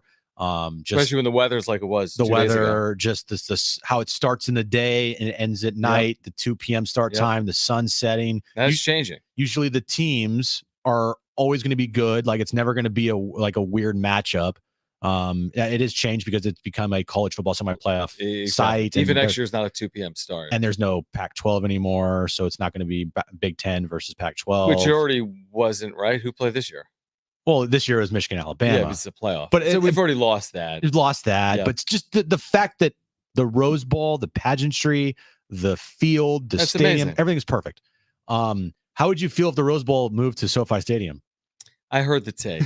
It's stupid. And the Rose Bowl should be played at the Rose Bowl. Like, end of story. End of story. It's iconic. And by the way, we don't always have to have the newest, fastest, shiniest. There's something to be said for Fenway. Yeah. There's something to be said for Wrigley. The Liberty Bell. It's got a crack. It's still the Liberty Bell. We don't need to update it. Yeah. The Statue of Liberty is fine. It doesn't have to be updated. Mm-hmm. There's no problem with it. No. It's great. Yeah. Right? So same thing with the Rose Bowl. It's great. Is it the most modern venue in American sport? No, it's not. But that's part of the charm. I don't think he was really complaining about the venue. He's just bitching about the traffic. Well, great. Well, there's traffic in Los Angeles. There's traffic in New York City. There could be traffic in San Diego. Yeah. And guess what? That always happens, shocker, at a big sporting event. Like if you're going to the Super Bowl, if you're going to the Super Bowl, you're probably going to be stuck in traffic for a little while. Yeah, if you're going to the Rose Bowl, a college football semi-playoff game versus, I don't know, 2 of the biggest programs in the entire sport. It's like the game of the year. It easily was the game of the year, the most watched game of the year, what turned out to be. And it turned out to be an amazing game. So, yeah, there's going to be traffic. But the second I heard that take, I immediately thought of you because you've been, I know you've been a couple times. I've never one issue. Like, you get there. You should get there 4 hours early. It's the Rose Bowl. Yeah. By the way, if you're a San Diego State football fan and you see what Sean Lewis has done in his first weeks on the job, they've got another recruiting weekend coming up on the Mesa. You say, well, man, you look at where Washington and Michigan are, and it feels so far from where San Diego State is. And make no mistake, obviously, we know that there's a difference between Power 5 and Group of 5 football because it hasn't been an open system. But the playoff is expanding. And I'm not telling you that San Diego State's going to be in the same position Michigan is in a year. But I will say this, that hires matter. And Washington hired Fresno State's coach, Kalen DeBoer, 2 years ago, coming off a 4-8 season. 2 years ago, Washington was 4-8. 3 years ago, Michigan, the pandemic season, went 2-4. Things can change quickly in this new era of college football. I understand there's more hurdles when you're outside of the Power 5. There's more advantages when you're Michigan and Washington than when you're San Diego State. But with the expanded playoff and with these changes we're seeing right now in the Mesa, it just gives you hope that it doesn't have to be forever away. Where previously you had to build the thing up, it could take 2, 3, 4, 5 recruiting cycles. It's just different now. and you can make changes in a quick manner. And that is exciting to me. Now, if the college football playoff was this year, Liberty would have been the group of 5 school. Correct. They would have played at Florida State, and they probably would have beat them. Probably. To be honest, even though they were hammered by Oregon. Yeah. But Liberty. But Florida State also, they just quit. Like as soon as they did not get That's in, a good point. But it probably would have been a good game. I think Florida State, their defense would have overwhelmed them. It wouldn't have been 45-6. Let's put it that way. Yeah. It would have not been. These Florida State, without a quarterback, was not scoring 50 points. Yeah, but their also defense would have dominated that game, I feel like. But we're going to get to see it. But we are going to get to see it. My point is, would you consider San Diego State a better program than Liberty? Well, today or based on this year? No. I mean, Liberty was undefeated. Yeah. Does San Diego State have the potential to be a better program than Liberty? The answer is yes. I'm saying like the resources and the potential to be at that level, because whatever group of 5 team gets in the playoff, you're just hoping that it doesn't look like it did versus Oregon in the Fiesta Bowl. Yeah, that wasn't good. Now, here's the thing, and not that anyone cares about Liberty, they have unlimited resources. That they're as like a religious-based university, they've really prioritized athletics. Out of college, I was in Lynchburg, Virginia, working for a minor league baseball team. I worked in the minor leagues. Huh? Lynchburg or Liberty wasn't even playing. They were like Division II 15 years ago, and now they're in a Fiesta Bowl. 15 versus years Oregon, later. They were playing like the Campbell Camels like 10 years ago in football in front of like 10,000 people. Yeah. And now they're in the New Year's Six. So but that kind of proves the point as well. Things can change quickly. And you see what Sean Lewis is doing on the recruiting trail. And I know their schedule's tough next year. And I'm not saying it's all going to happen next year. But yeah, it's different than it used to be. Yeah, there's crazy turnover. Yeah, there's instability. But yeah, that also creates like some level of excitement that it's doable. Well, the one thing that Washington, as you were talking about there, got was a quarterback. They sure did. They got Michael Penix from Indiana. And they got a coach that has been a revelation. And he's probably going to get hired somewhere else for more money or stay with Washington, but deserve a huge raise. I know that's crazy, right? Like, they're a Big Ten school now. And they're not some Power 5 school. They're not like Toledo that's making a trip to the national championship. Oh, it's not a group of 5. Group of 5, excuse me.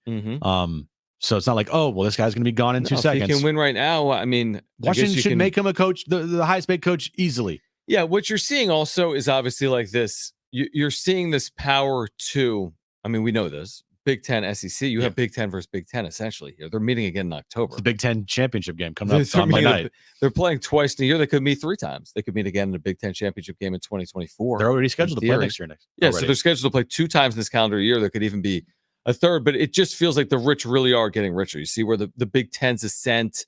You're seeing, again, the SEC's been great for forever. In football, were you here the day? I don't think you were. And it's crying over spilled milk, but the Seattle Times published an article with texts and emails in the final hours of the Pac-12 conference when it dissolved August 4th. With George Kliavkoff. Yeah, emails and texts back and forth between like Kliavkoff and like the Washington president. No. Like the day Colorado left. What? And they were like, oh, it always sucks to be broken up with via text. This is what the president and Kliavkoff were saying back and forth. And then like as late as literally. So then, how about this? Hours before the vote, hours before they're trying to keep the thing together, the state put my vote to San Diego State. San Diego State had every single school other than Cal who abstained from the vote. It was an 8-0 vote to let San Diego State in the second Colorado left if they could have kept the league together. Oh my god. Seattle Times has the documentation. It just makes it worse when you see it in like its actual conversation. I hate George Kliavkoff and the Pac-12 who, by the way, much. He's like at these games. Why are you there? He's like, if these schools would have had more, you broke up a conference. If these schools would have more patience, the league would still be together. More patience. You effed this thing up. It took a year. There's so many people accountable, but he's in there. And it's now we can't do your Kliavkoff impression for the next 10 years. It's going to be sad that if Washington wins the national championship, that George Kliavkoff is going to probably be on the stage. Dude, that's really weird. Right? And that's I mean, is he going to be on the? That's really weird. I hadn't really thought about that. I think he'll be up there. And what if the Pac-12 is going to celebrate it? obviously, but the money, I guess, it's weird. We're in Pac-12 weird wins times. Pac-12 team wins a national championship. Oh, by In the its way, final year. it's dissolving because you had an incompetent commissioner and didn't know what to do and blew the whole conference up. Congratulations. Weird times. And by the way, I will say this: Michigan's been great, and Washington's something like a 4-point underdog right now, maybe 4.5. It's been as low as 3.5, whatever. I mean, it's hard for me to bet against Washington. They've won 21 consecutive games. What else do you want them to do? They beat everyone they play. They have easily the best quarterback in the game. That's what I'm saying. They have probably the best skill position Great players skill. besides running back. I think the defense is good. Maybe it's not elite. Michigan's got an elite defense. The front seven for Michigan might be the deciding factor in this game. No if doubt. They dominate up front, then it could be a problem. But if they get blocked and you give Penix some time, and they score like 28 points, it might be hard for Michigan to score 28 points. Like I trust Penix way more than I trust McCarthy. I feel the same way. I do. I think Washington's got a really good shot to win the game. Dude, I'm 7-1 odds. 7-1 odds they were before the start of the college football playoff. Yeah, isn't that what Chris Hodge told us? Yep. He liked the Washington play. It's 7-1. That is a value play. Very value play. And right now, if you took 7-1 Washington with the national championship, yeah, you'd be feeling pretty good. You're holding on to that ticket very tight. All right, call right now if you want a pair of tickets to see Chicago in Earth, Wind, and Fire. First two callers will be our contestants for Trainwreck Radio. That is trivia. We'll play some trivia on the other side. Here's the number, 877-767-4760. Now, first two callers will be our contestants. Great prize to see Chicago in Earth, Wind, and Fire. 2 free tickets. This is August 31st, right in the midst of the summer, North Island Credit Union Amphitheater. Tickets and info at livenation.com. Here's the number to call, 877-767-4760. Again, 877-767-4760. First two callers will be our contestants. Call right now if you want those tickets. We'll play trivia next on Jon and Jim.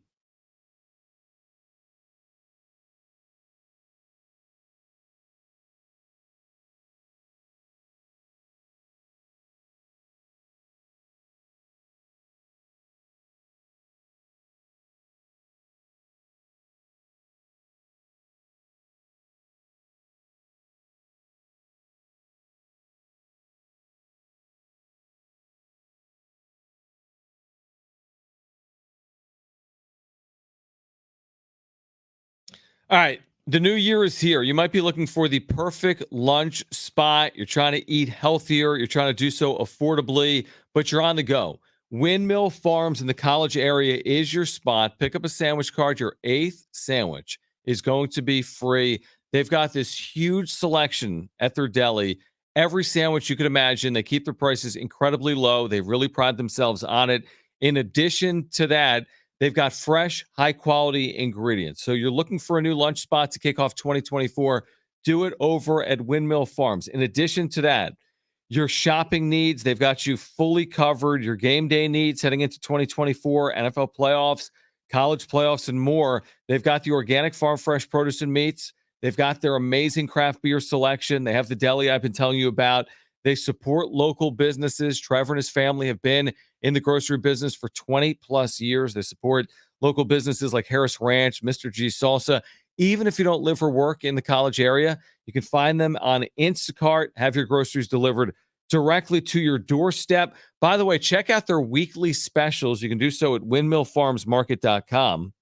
Again, windmillfarmsmarket.com. But whatever you need, whether it's during your workday for lunch, whether it's getting ready for your weekends with your game day needs and more, you can find it over at Windmill Farms and shop local. Shop at Windmill Farms.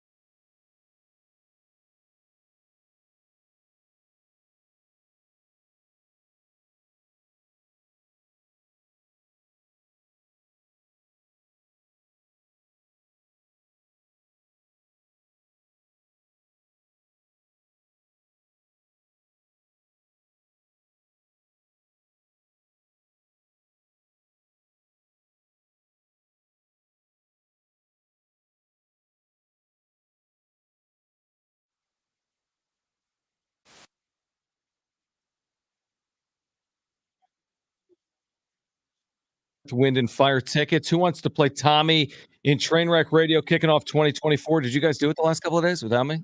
We did, John. Yeah, it was Jim versus Jim. Oh, Jim versus Jim. All right. Well, So it's going to be. I got 2 wins under my belt. Well, it's going to be John Suck it. versus Jim. We need you to call right now He's if you want a undefeated chance this to week. win a pair of tickets to see Chicago and Earth, Wind, and Fire, North Island Credit Union Amphitheater, August 31st. Call right now. Play some trivia. It's fun. We don't bite, typically. 877-767-4760. 2 free tickets to see Chicago and Earth, Wind, and Fire at the North Island Credit Union Amphitheater, August 31st. The number to call right now is 877-767-4760. Again, the number to call right now, 877-767-4760. I like YouTube on. You do like YouTube. No, the name like you and then TOOB Right. on our YouTube chat. Mhm. Jon and Jim, check us out there. Subscribe, like. He said Jim had 2 wins, but also 2 losses, which is very true. And I hate it because I thought I had just straight 2 wins, and he's right. I also had 2 losses. You did have 2 losses. Did. So how does that work? I mean, it works like you lost twice. Okay. Is what I would say. By the way, 5 o'clock hour, Scott Miller's going to join us, New York Times contributor on the Padres offseason, his thoughts. Because again, I think you're I think it's a spin to be like, oh man, look at these savvy Preller moves. No, he had to make savvy moves. He has no money. Well, Scott Miller is also a big proponent of Trading Juan Soto. He does not think Juan Really? Soto's worth it. What does he think of the return? Find out at 5 p.m. Tease. Also in the 5 o'clock hour, we'll give away San Diego State UNLV tickets Saturday at 1 inside Viejas Arena. So be listening for that. But again, Scott Miller's going to join us in about 10 minutes. Right now, let's play.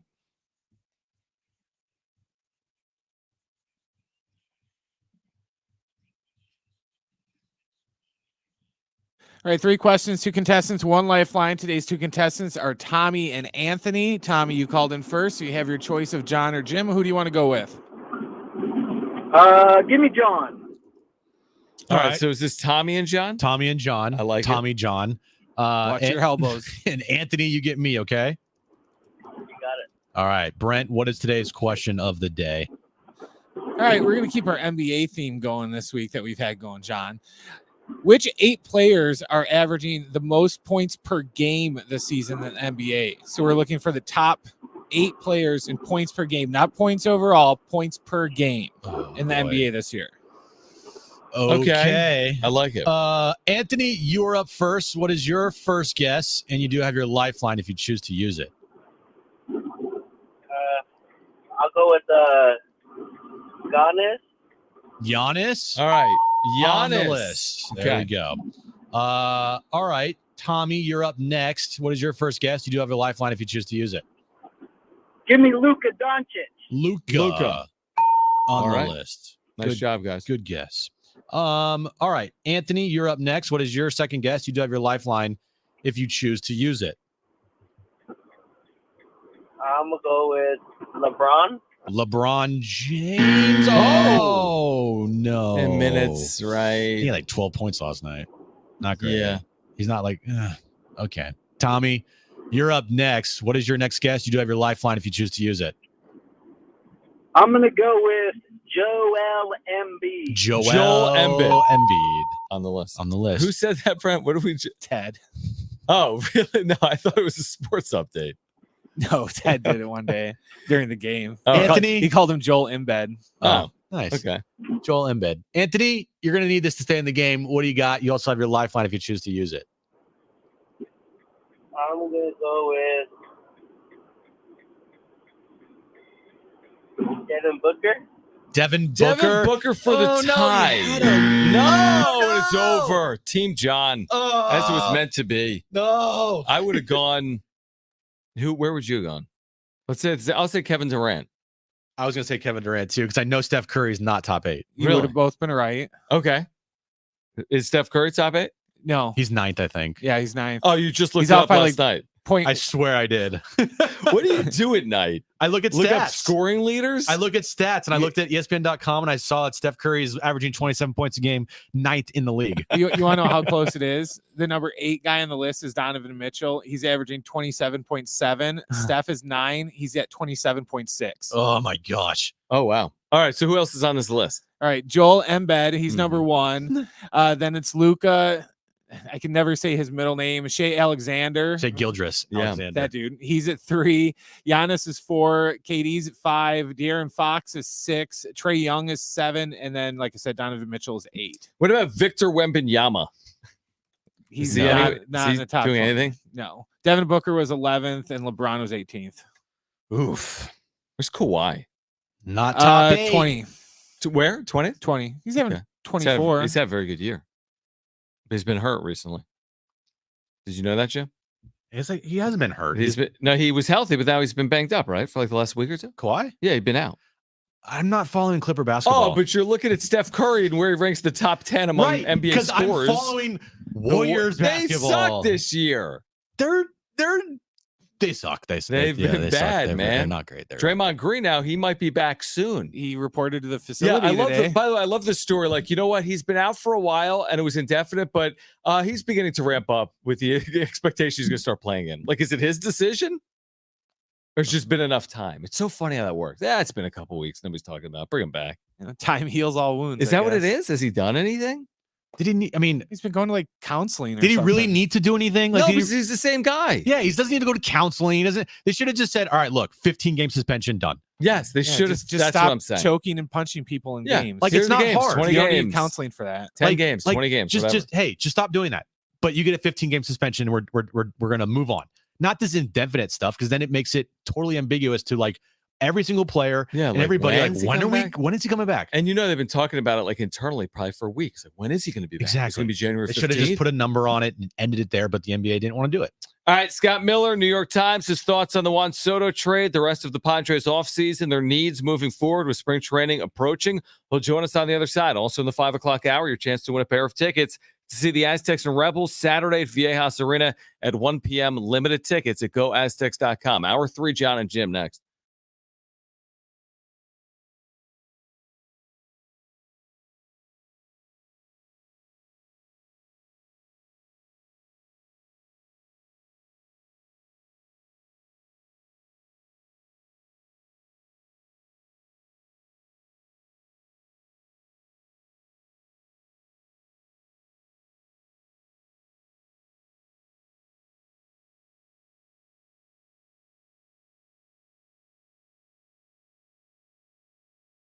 All right, hey guys, it is Schaefer, and if you were forced into a nosebleed mortgage rate in the past year, Loan Pronto is here to rescue you. Listen, if your mortgage rate is over 7%, you're going to be in heaven with Loan Pronto's zero-cost refi.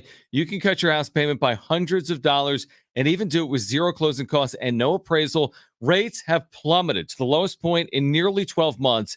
It's time to say goodbye to that bad loan you got stuck with. Loan Pronto's got APRs with fixed rates in the 5s right now. So don't live with that record high a day longer. You can lock in a lower rate now with virtually no paperwork or cost involved. Call now and see how much lower you can get your house payment. Refi now, and you can even skip your next 2 house payments altogether. Call for a free 30-second quote. You heard me right. 30-second quote. Here's the number. 619-207-4336 or visit loanpronto.com. That's 619-207-4336. Again, 619-207-4336. Equal housing lender, NMLS 1661781, subject to lender approval.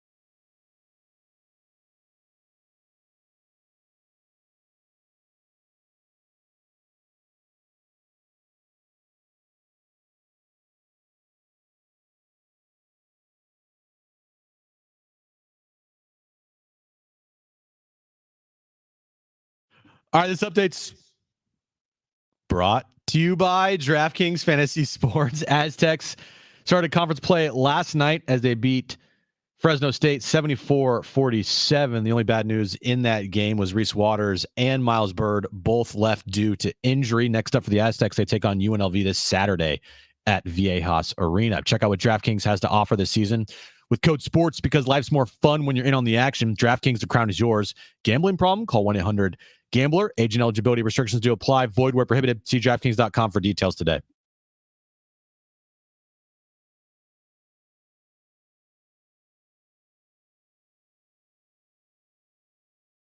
All right, San Diego and Southern California, what's going on? Final hour of Jon and Jim with you until 6 p.m.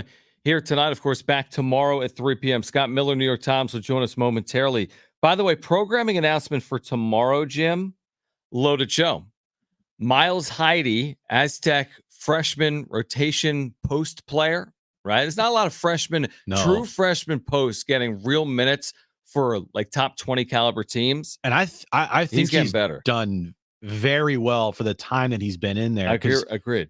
Look, when you have Jaden Ledee come off the floor, no matter who comes in, it's going to be a drop off. Yeah, that includes like Joel Embiid. Well, in college. Right. But Miles Heide has been able to go out there, hold his own, and be able to give Ledee a couple minutes of rest and not have Ledee have to play the entire game. Right. Miles Heide tomorrow at 3:30. Cynthia Freeland, NFL Network. She's great. She'll join us. We'll get ready for Week 18 in the postseason with Cynthia Freeland. She'll join us at 4:30. Kyle Glazer around 5 p.m. hopefully tomorrow from Baseball America as well, as we talk more about this Padres offseason that has 5 or 6 weeks before the start of spring training remaining, 39, 40 days, something like that. I think Kyle's on the same page as us. Is like, they have this need. They have so many needs. Yeah. And it's kind of one of those things where you're thinking to yourself, how are they going to accomplish this? How are they going to get all of these needs met before the start of the season with so few resources that they have? Let's talk to Scott Miller about it. Scott, as always, we appreciate your time as you kick off 2024. A happy new year to you and your family. We've always enjoyed your work wherever you've been. Of course, your work with the New York Times over the last couple of years as well. And Scott Miller, a veteran writer, great resource on the Padres, back with us here on Jon and Jim, San Diego Sports 760. And I don't think we've caught up, Scott. Maybe we have, and I apologize if we have. But the Juan Soto trade, you advocated for it. What do you make of their return? What do you think of what they got back for Soto? Well, it's time will tell. It's not one of those slam dunks where you look at the package and you're all excited. But there are possibilities there. I think they did what they had to do, and I think the trade maybe is playing bigger right now just because they haven't added to the rotation yet, right? They haven't signed any big free agents. The free agents they signed have been bullpen pieces, and, they've got to wrestle up some starting pitchers. And so the fact that, this right-hander Michael King looks like he's certainly got possibilities.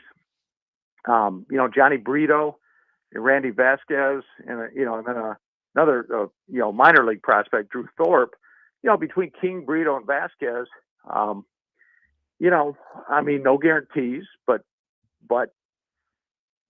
all of them have a chance, especially King and Brito have a chance to step in and help. And the Padres need starting pitching inventory. There are 3 holes in their rotation as we speak. 2 if you plug King into the third starter, like they're talking about. But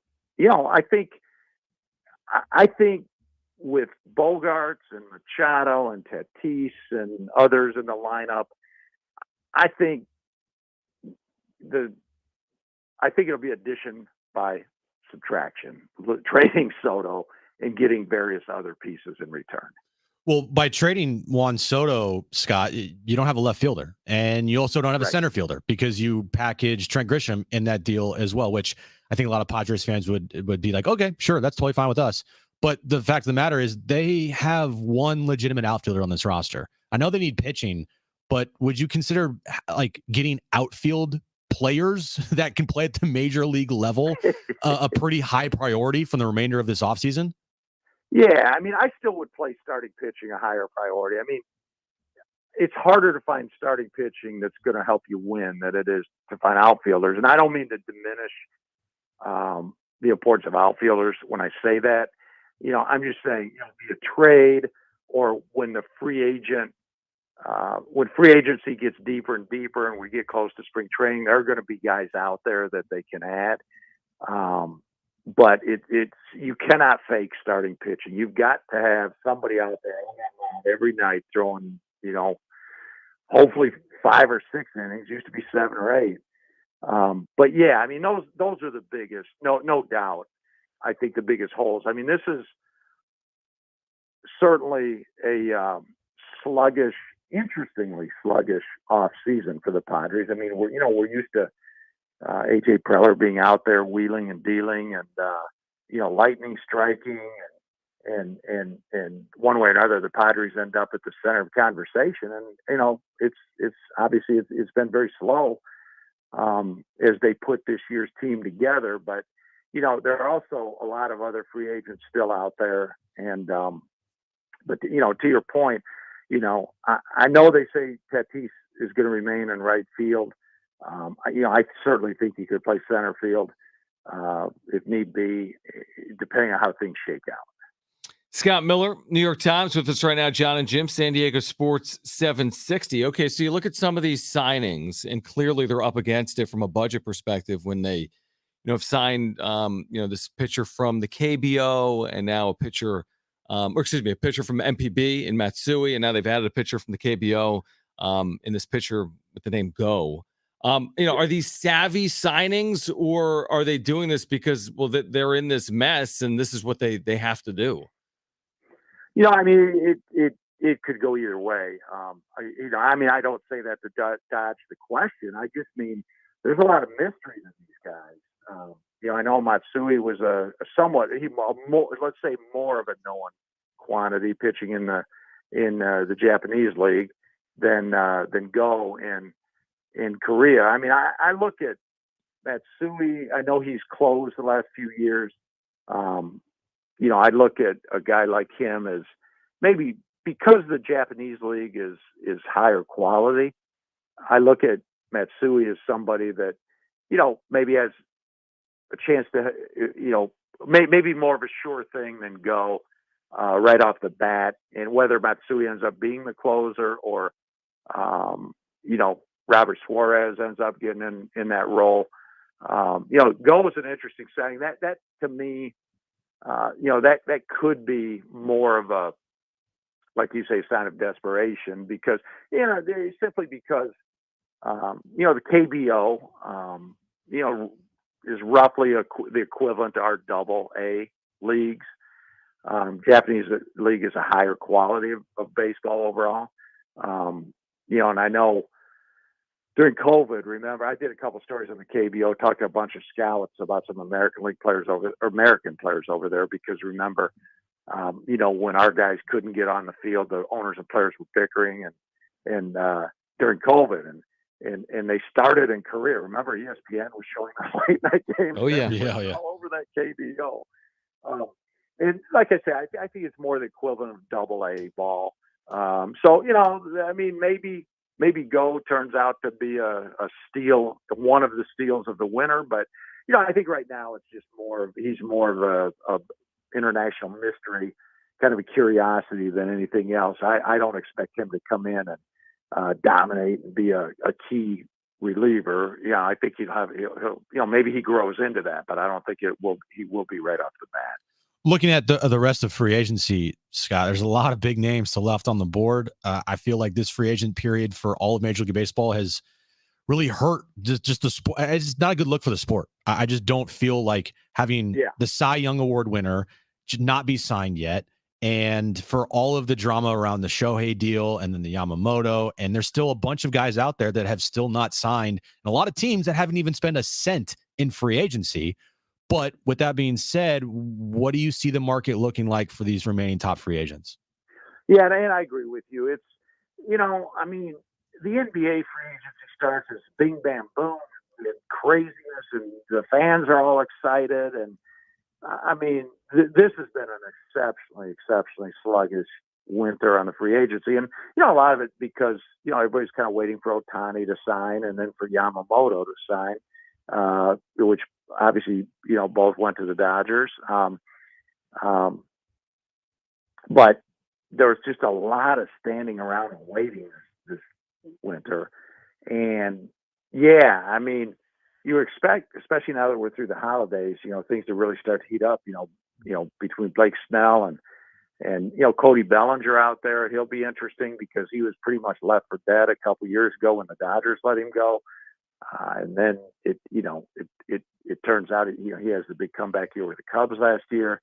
So, what's Bellinger's market going to be? But I mean, Josh Hader's still out there. We all know around here what he could do and how good he is. And I know it's, for Padres fans, it's, you say hello to Matsui from Japan and now go from Korea, and it's not official yet, but basically you're waving goodbye to a stud like Josh Hader. So, there's a lot of rearranging going on, and both the Padres and other major league clubs, I'd say there's way more teams out there that have not generated excitement among their local fan bases than have. I mean, the Dodgers, okay, Ohtani, Yamamoto, they traded for Tyler Glass now. So, Dodger fans are all ready to go right now. But aside from that, it's just, you keep waiting and waiting and waiting. And I agree, it's not a good look for the sport. I wish they'd figure something out where,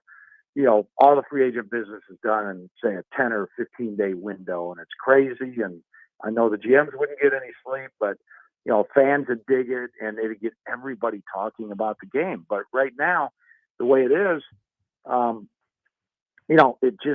it leaves baseball, nobody's talking about the game. Everybody's talking about the college football playoffs and the, NBA and NFL and all the usual suspects. And, baseball just seems to fall farther and farther off the radar with a really quiet winter like this.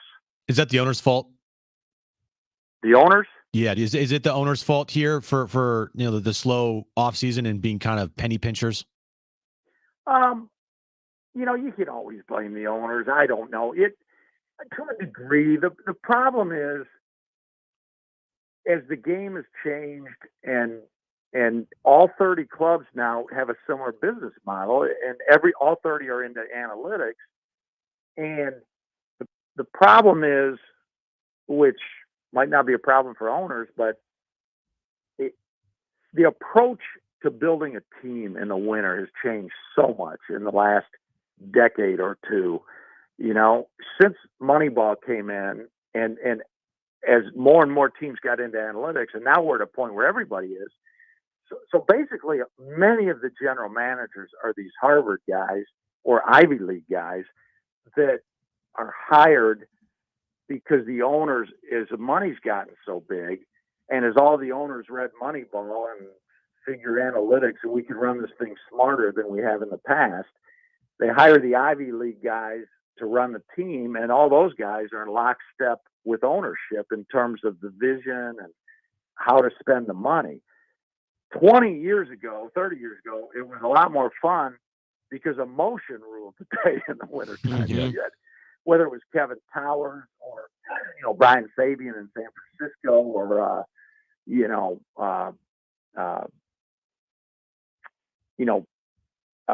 J.P. Ricciardi when he was running the Blue Jays. There's the 1 year, back in about 2003, where the Blue Jays signed A.J. Burnett and about 3 other starting pitchers. And it used to be more, you go out and get guys, you let emotion rule the day, and you spend the money, and part of the emotion, the general managers wanted to beat the other general managers in the free agent market. And it also, as they played fast and loose with more emotions, that lent itself to spending more money and signing free agents all across the board. And then that whetted the fans' appetite, because then the fans would be all, like, whether it's in Toronto or wherever, like, oh my gosh, our team's spending all this money, it's going to be great. The problem is all that money didn't always work out. A lot of teams spent a ton of money, and it's the old saying, you win the winter. but then you lose during the summer. And owners saw too much of that. So now, as I say, there's zero emotion in a lot of different aspects of the game. And one of the key areas is in the wintertime. There's no motion. Everything's looked at, like financial bean counters through the Ivy League guys running the teams that, as I say, are in lockstep philosophically with the owners. So to your question, is it the owner's fault? I mean, probably to a degree in that who they've hired. And, you can't blame them for trying to be more smart with their money in the way they run a team than they were 30 years ago. But this is what we have through analytics and, trying to run things more like a business.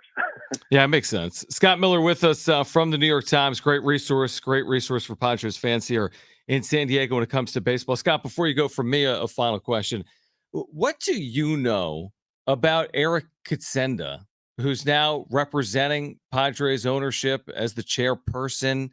I mean, he's been so quiet. I know Peter passed not long ago. Yep.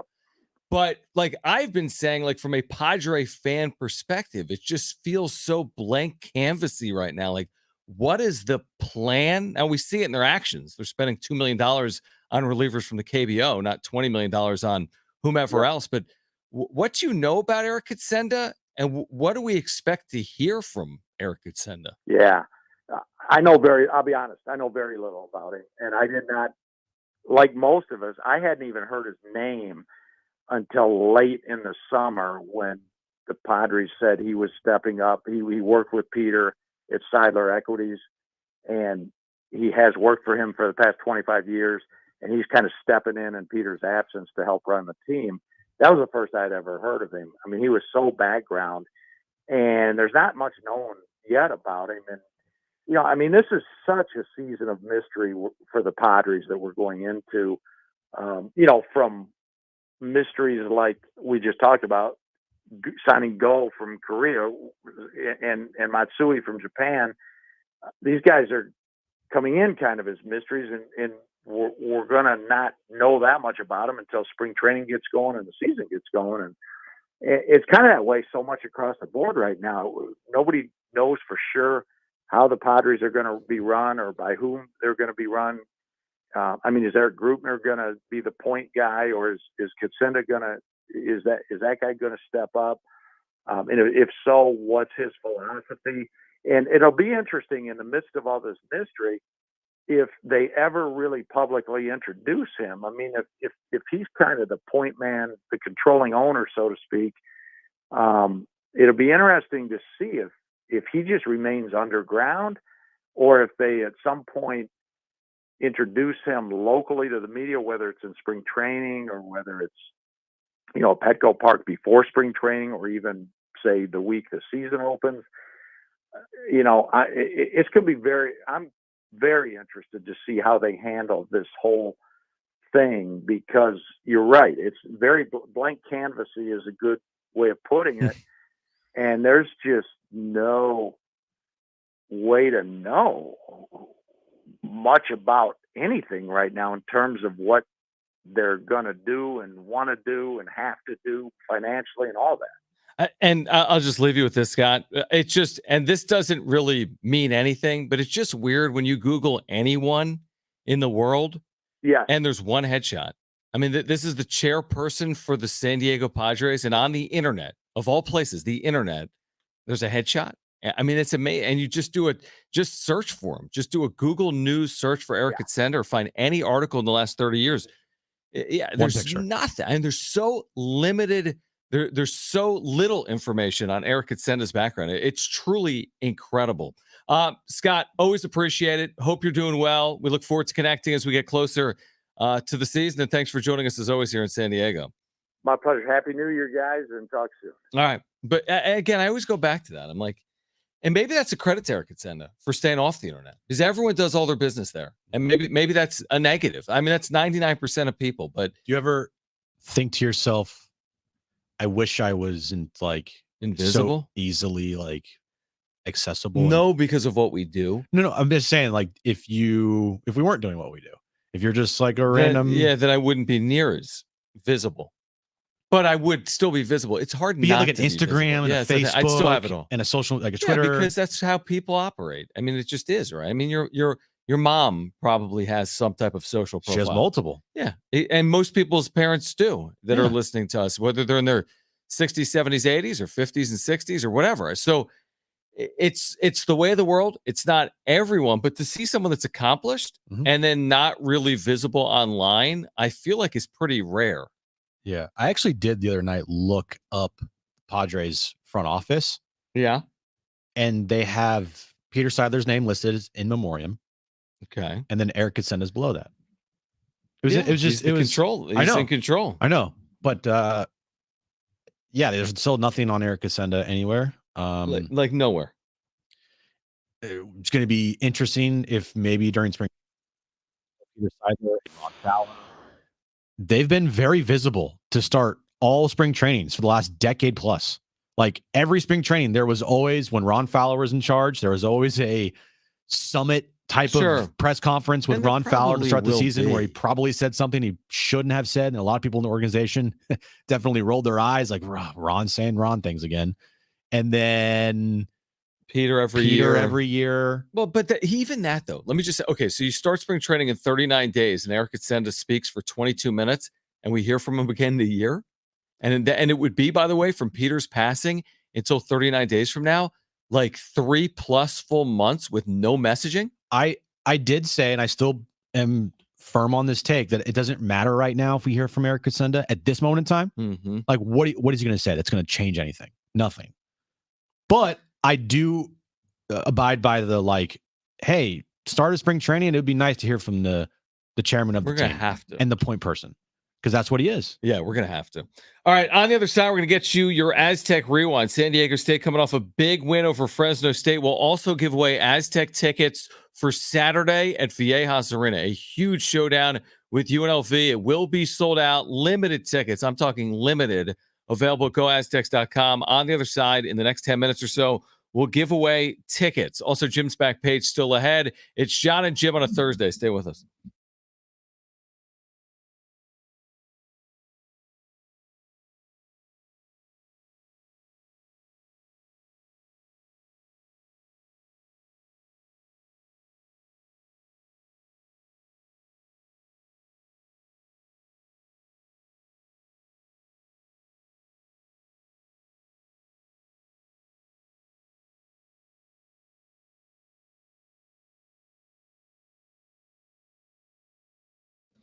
All right, guys, you are heading home from work here today. You're thinking about tomorrow, maybe, what you're going to grab for lunch. Grab it over at Windmill Farms. Pick up a sandwich card, get your 8th sandwich free, and find anything you could possibly ask for on their deli menu because they have everything.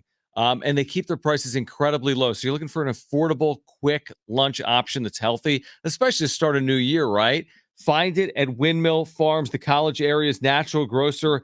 They've got you covered during your work week for lunches, of course, for your weekends as well. All your shopping needs.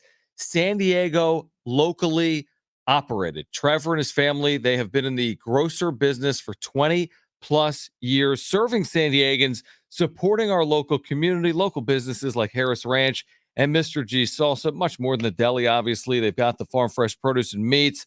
They've got the amazing craft beer selection. They've got ample parking. It's so simple. It's in and out. It's not one of these huge, massive, oversized grocers. It's so easy and convenient. They're centrally located off Del Cerro Boulevard across the freeway from Montezuma Mesa. And even if you don't live or work near Del Cerro, no problem. You can find Windmill Farms on Instacart. Have your groceries directly to your doorstep. There is nothing easier than that. So serving the San Diego area for 20+ years. Weekly specials, by the way. Find those at windmillfarmsmarket.com. As we kick off 2024, reminder to shop local and shop at Windmill Farms.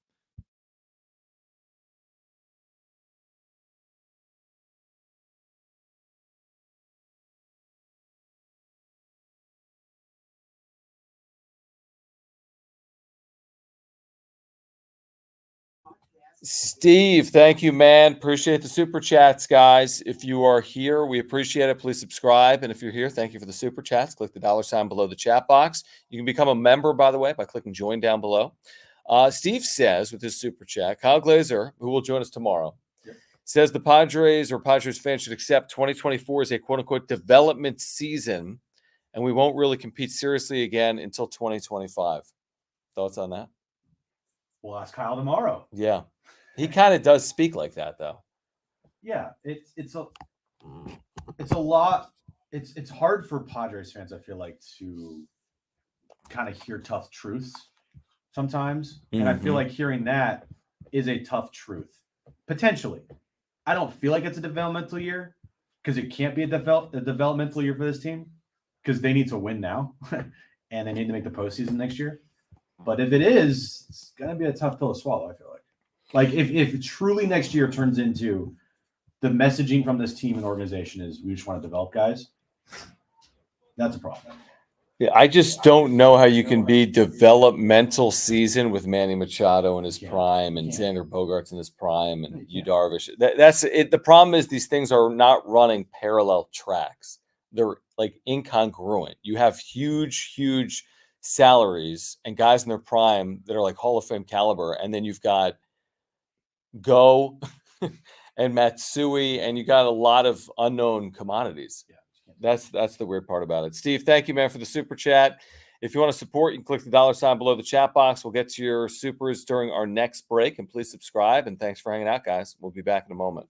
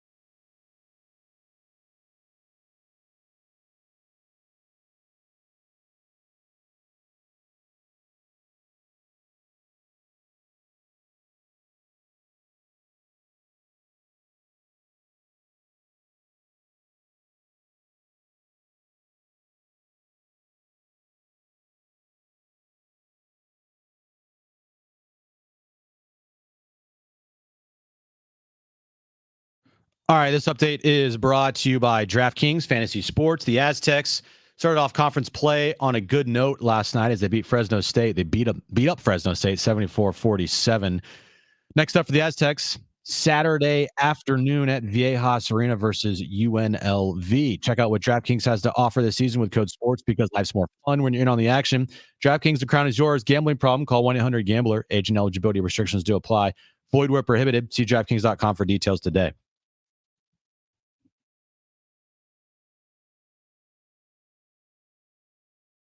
All right, in about 5 minutes, we're giving away Aztec basketball tickets for Saturday. Do not go anywhere. In 5 minutes, we'll give away Aztec tickets for Saturday, San Diego State, UNLV, which is a segue here, and we'll bring you Aztec Rewind coming up in a moment as well. You know that we've mentioned this Twitter handle before because I think he's got a good pulse on Padres. Too much Mortons, right? I just want to mention this because this tweet I found really interesting because we have said this exact thing repeatedly over the last 12 months. This exact thing. It was in like a long ramble, but in this Twitter thread, he writes this, talking about the Padres. He says, I also think of Aztecs basketball. They build a culture there where when players go there, they expect to play hard, play defense, and expect to win. Padres don't have a culture, sad to say it, but most of the time, I expect the worst. We have made that analogy and comparison repeatedly, specifically over the last 12 months. We watched the ascent of the basketball program to a national championship game and the disappointment of the Padres going 82-80, going quote-unquote all in and spending $260 million. It's always a reasonable comp, I feel like. All the issues the Padres had this past offseason, all the clubhouse, whatever, the drama, all the articles that were written. And then you see how San Diego State year in and year out on the hardwood just puts together winning teams. You'd like to think that, yeah, it feels like culturally the Aztecs have been well positioned for 25 years under Steve Fisher and Brian Dutcher, where the Padres, it's kind of like they just kind of fly by and it's worked occasionally, but there's nothing to hold it up year in and year out. Two of the things that were just said last year, there was plenty on the field that there was problems with. Right. Runners in scoring position, guys not performing, all that, right? Mm-hmm. But two things that were said during the last season that really made me go, that's a huge problem, was one, when Juan Soto admitted they quit. Yeah, publicly. Right. Huge problem. Mm-hmm. Now, Juan's gone, so maybe the problem of that is with Juan Soto out the door, but I am still on the Juan Soto on my team. That's what I want. That's the first thing. The second thing was when Manny Machado said the culture didn't matter. That to me is the biggest red flag that you could possibly have come from the leader of your team and organization and franchise. You have to have a culture to succeed. I'm not like a culture expert. I don't know how you get to that point. How you build a culture. Does it come from winning first, or does it come from the players you have in that organization? Mm-hmm. Chicken and egg thing, right? I'm not a culture expert. I'm sorry.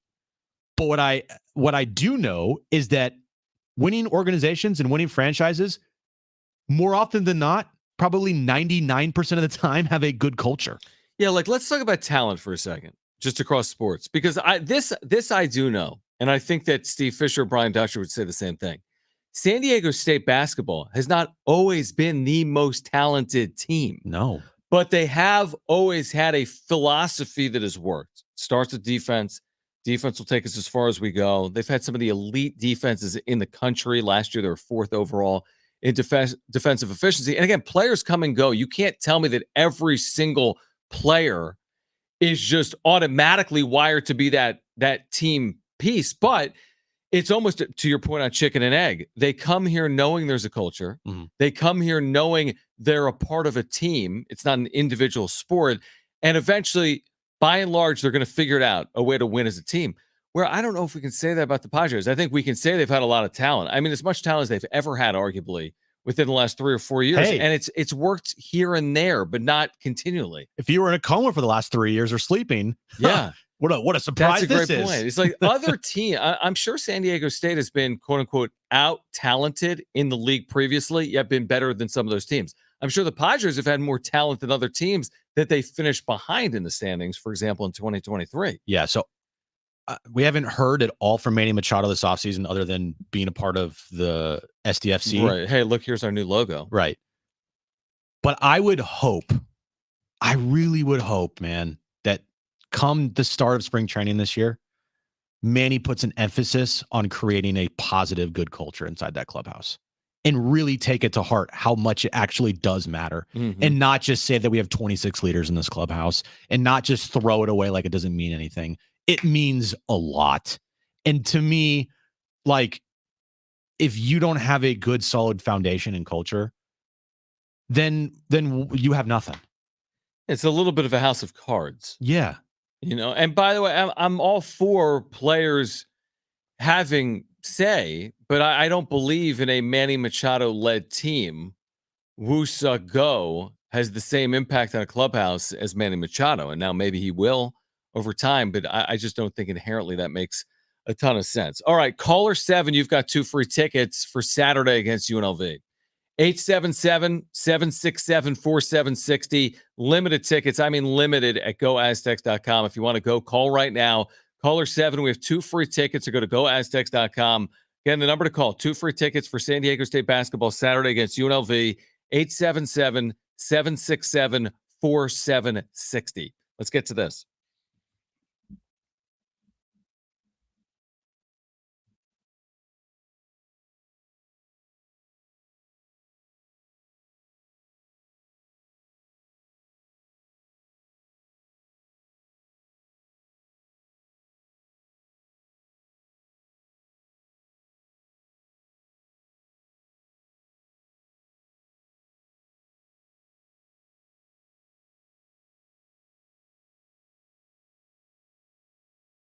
All right, the good, as we've talked about, a 27-point pounding on Fresno State last night at Viejas, 74-47. The bad, Reese Waters left with an ankle. Miles Bird, you heard that call there from Ted, leaving with turf toe, and a game in less than 24 hours at 1 p.m. on Saturday. It's already Thursday? Yeah, so they have just one more day. Dude, I know. my clock is when you miss. Me too. When Me you're too. gone. Yep. And you return at random days and holidays. And it just, I'm like, wait, it's Thursday? Yep. I literally thought to myself, it's Tuesday. I know. It's crazy. Anyway, yeah, they could have not started off better in conference play. Last night, watched the whole game. It was a beatdown. It was an absolute beatdown. And it was a little bit of a statement in my eyes. Like, hey, we're the champs and we're not going anywhere. You know, it would have been one thing if they won by like 10. But no, it was the final score didn't really depict how big of a beatdown it was. Like, I know it's 74-47, but they could have won by more easily. The last 4 or 5 minutes of that game, 6 minutes of that game was all just reserves. Yeah, no, it's a fair. I think the statement, I think it's a good point. I would say this. The real statement to be made right now is Saturday because of the fact that your roster's in flux a little bit because of health. And you're taking on a team that beat Creighton by 15. Now, Creighton was top 10 preseason. Not anymore. UNLV's had bad losses. They've had good wins. They've gotten a player back that's a 2-time transfer that people are saying has really changed the possibilities for UNLV. And they're just one of those dangerous, like top 100 type teams, like a Stanford, like a UC Irvine, that's fully capable. And people talk about UNLV like all the talent in the world. They might be the most talented roster in the Mountain West. Now, have they put it together already? We're going to find out Saturday. I'm expecting a good game, a great atmosphere. It's just important. You have to hold serve at home, knowing you have New Mexico, Colorado State, Utah State, and others still to come on the road. So Saturday is important, and even more so if you're not fully healthy when you take on UNLV. Yep. All right, so that is your Aztec Rewind, made possible by our friends over at Windmill Farms. Again, shop local. Shop at Windmill Farms. They've got organic farm fresh produce and meats, an amazing craft beer selection, plus a full deli with award-winning sandwiches. WindmillFarmsMarket.com. That's WindmillFarmsMarket.com. Have you missed the back page? No, not particularly. Oh, okay, thanks. Literally. Have you? No, because you've been doing it? Well, you missed it for like a week. Did you miss it? I did see a bunch of stories that I saved. I'm like, oh, that would have been good for the back page. Oh, that would have been good for the back page. But did you then save them for this week? Well, a lot of them were out of date. Like, I can't be like, oh, today this happened because it happened it's donut day, but it was 7 days ago. Sorry. Yeah, that's a good point. All right. Well, we'll get to Jim's back page on the other side with you until 6 p.m. Some programming announcements for you on the other side as well related to tomorrow's show. Some great guests for you tomorrow. We'll share those with you on the other side. Plus Jim's back page next on Jon and Jim.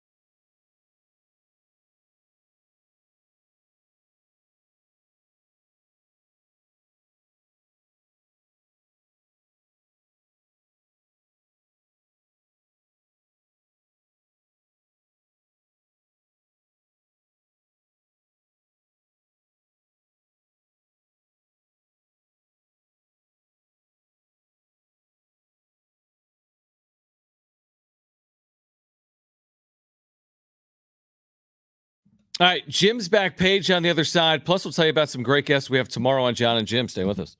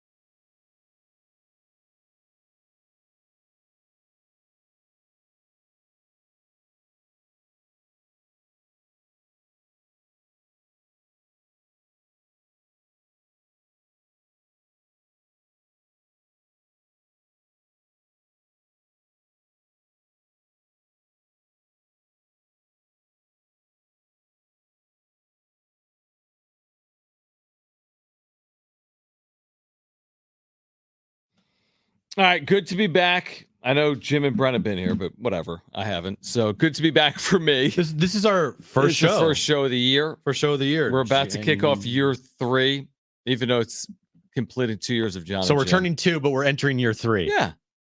Well, okay. Your first day as a junior in high school, You're a junior. but you've only been in high school for 2 years and a day. Okay. You know what I mean? And when you finish high school, you haven't been in high school 4 years. Think about that. You got there in September and you left in a May. So you didn't. That's what I always say about sports. Like, oh my gosh, 4 years went so quick as a San Diego State football player. Well, hold on. The football season ends in November of your 4th year, so it's not 4 years. It's like 3 years and 2 months. Anyway, Okay. tomorrow, Miles Heide, Aztec freshman, post player, true freshman. He'll join us at 3:30. Cynthia Freeland gets us ready for Week 18, the upcoming NFL playoffs. Her thoughts on the MVP race. She'll join us at 4:30. And Kyle Glazer from Baseball America will be on the show tomorrow as well. So a very good Friday show lined up for you tomorrow. Also, I believe we have Aztec ticket giveaways tomorrow. I could be wrong about that. Brent's checking. With the game Saturday, would we have a giveaway on Friday? No. Okay, Yeah. just kidding. Nah. Join us anyway. Tomorrow beginning at 3 p.m. Right now, let's get to this.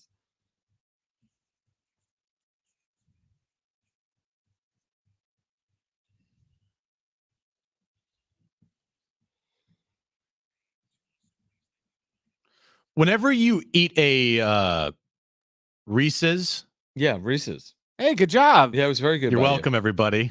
Yeah. Do you ever get offended? Offended by for what? No. What, someone saying the name wrong? No, I mean No. like by the actual product. No, it's like the greatest. It's the greatest Yeah, candy. It's amazing. I love Reese's. Right. So good. It's Okay. It's actually, according to a study, the most popular Halloween candy in Florida.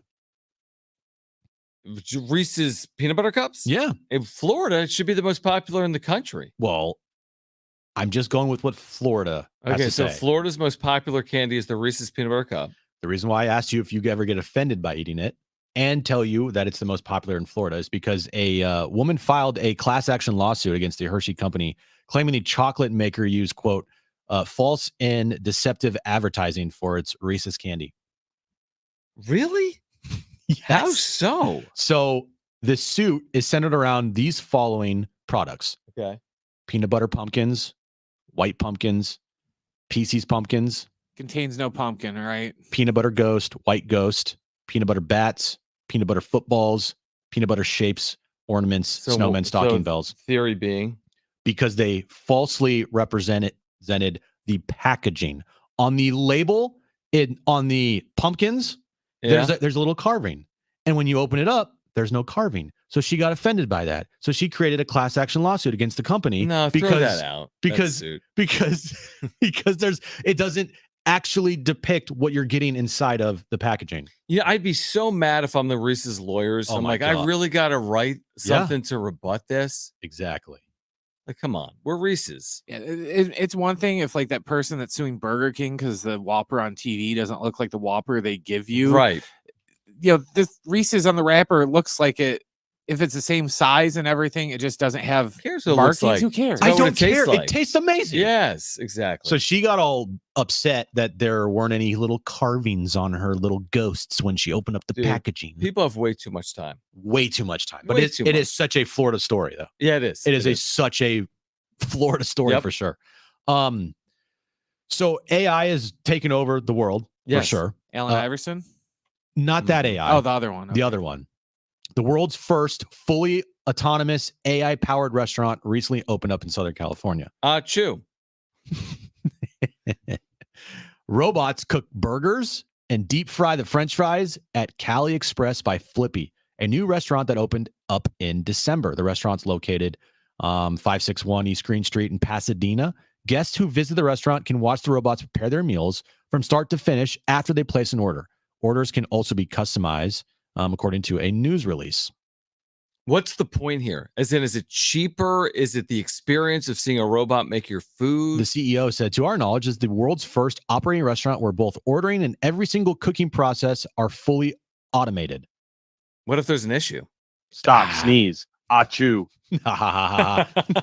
Love it. So, I'm pretty sure it's cheaper because you don't have to pay robots. Yeah, but how Yeah. much is this stuff? it doesn't say, Okay. but the Cali Express by Flippy Kitchen could also be run by a small crew, a news release said. So they're trying out the robot field first, and then potentially people can run it if there's problems. But Dude, what are the ramifications? Like what is Skynet? You ever seen Terminator? yeah, no, dun, I mean, dun, dun, what dun, is gonna happen? dun, dun, dun, dun. Here AI are man. your fries. Yeah, It's gonna be interesting. here are your fries. Yeah. I asked for double cooked. Here are your fries. Right. There's no salt on these. Here are your fries. Exactly. Are they gonna like punch us? My burger's undercooked. Here is your burger. Yeah. Can you recook this? Here is your burger. I wanted cheese. Here is your burger. Yeah, Shut it's the gonna be hell weird. up. I don't really see a reason other than to see a robot make your food. Because if this is a success, Yeah. imagine if this is a home run success Yeah, and then it'll there's just no be cost problems. savings. Because then it's like, what would make McDonald's not look into this? What would make Jack in the Box not look into something like this? Yeah, I guess so. So anyway, Yeah. it's taking over the Okay. world. Legoland, Love love it. Legoland, is celebrating its 25th birthday this year with a limited time deal. Between January 8th and March 10th, the theme park is offering up 4 kid tickets at $25 each with the purchase of a single adult ticket. The regular one-day Legoland online ticket normally costs around $104. Oh wow. So okay. With the purchase of an adult ticket, you can get 1 child ticket or up to 4 Up child to tickets 4. for $25 each. So if you purchase a regular ticket for $100, then you can get 4 child tickets for $25 each. Okay. The I like offer that. is eligible for children's ages 2 to 12. Can you say that I have a mental capacity as like a 11-year-old? Like sometimes We could say it, yes. yeah, okay. We could say that. Is included in deals like one-day Legoland theme park, one-day Sea Life Hopper, and a 25th birthday hotel package. Is that your last back page? Yeah, Because why? Victor Wembanyama, the Spurs are terrible, right? Victor Yes. Wembanyama just goes behind the back, fast break dunk against the Bucks at like 8 feet tall. It made no He sense. didn't even jump He looked like a point guard. and one, dude. Behind the back slam in transition. That guy's crazy. But it goes to show, man, you can have one. This guy's unbelievable. There's never been a person like him in the history of the league, and this team's terrible. They're terrible, Jeez. right? But Victor Wembanyama is pretty good. Can't make him AI. Well, yeah, no S, John. Maybe they should. They need more of him Maybe they should. as AI. Do you have anything else? Wrap up show tomorrow morning I thought we were doing it tonight. or tonight. Yeah. Let's promote that. All right. Wrap up show tonight. Join us on YouTube. Yeah. Yeah. Let's talk about, we'll kick off 2024 on the wrap up show tonight, 9:30. I like We'll it. kick it off. Talk about coaching staff. Go. Woo suck go. Yeah. Whatever else is going on. Woo suck go. San Bryce Diego. Johnson, the big Bryce Johnson signing today. Oh, massive signing. Yuki Matsui. So join us tonight on the wrap up show at 9:30. Move over Bryce Harper. There's a new Bryce Yeah, in Major Bryce League Johnson. Baseball. Yeah. Bryce Johnson. Bryce. All right, so we are back here on Jon and Jim. We will be back tomorrow, Friday's show. We'll get you ready for San Diego State and UNLV. And again, if you missed it, Miles Heide, San Diego State true freshman forward, he'll join us at 3:30. Cynthia Freeland is on the show tomorrow as well from the NFL Network. We'll get you ready for Week 18. And Kyle Glazer from Baseball America, we'll ask him about what we saw in our chat here today on YouTube. Is 2024 a developmental year for the Padres or not? If you missed anything today, go to sportsSD.com. iHeartRadio app, iTunes, TuneIn Radio, Spotify. If you're listening to us on a podcast, please leave a review as well. You can find us on social media at Jon and Jim, JONANDJIM. And again, find us tonight with the wrap-up show on YouTube. We're back tomorrow at 3 for Brent and Jim. I'm Jon. Keep it right here. This is San Diego Sports 760. Okay. Okay.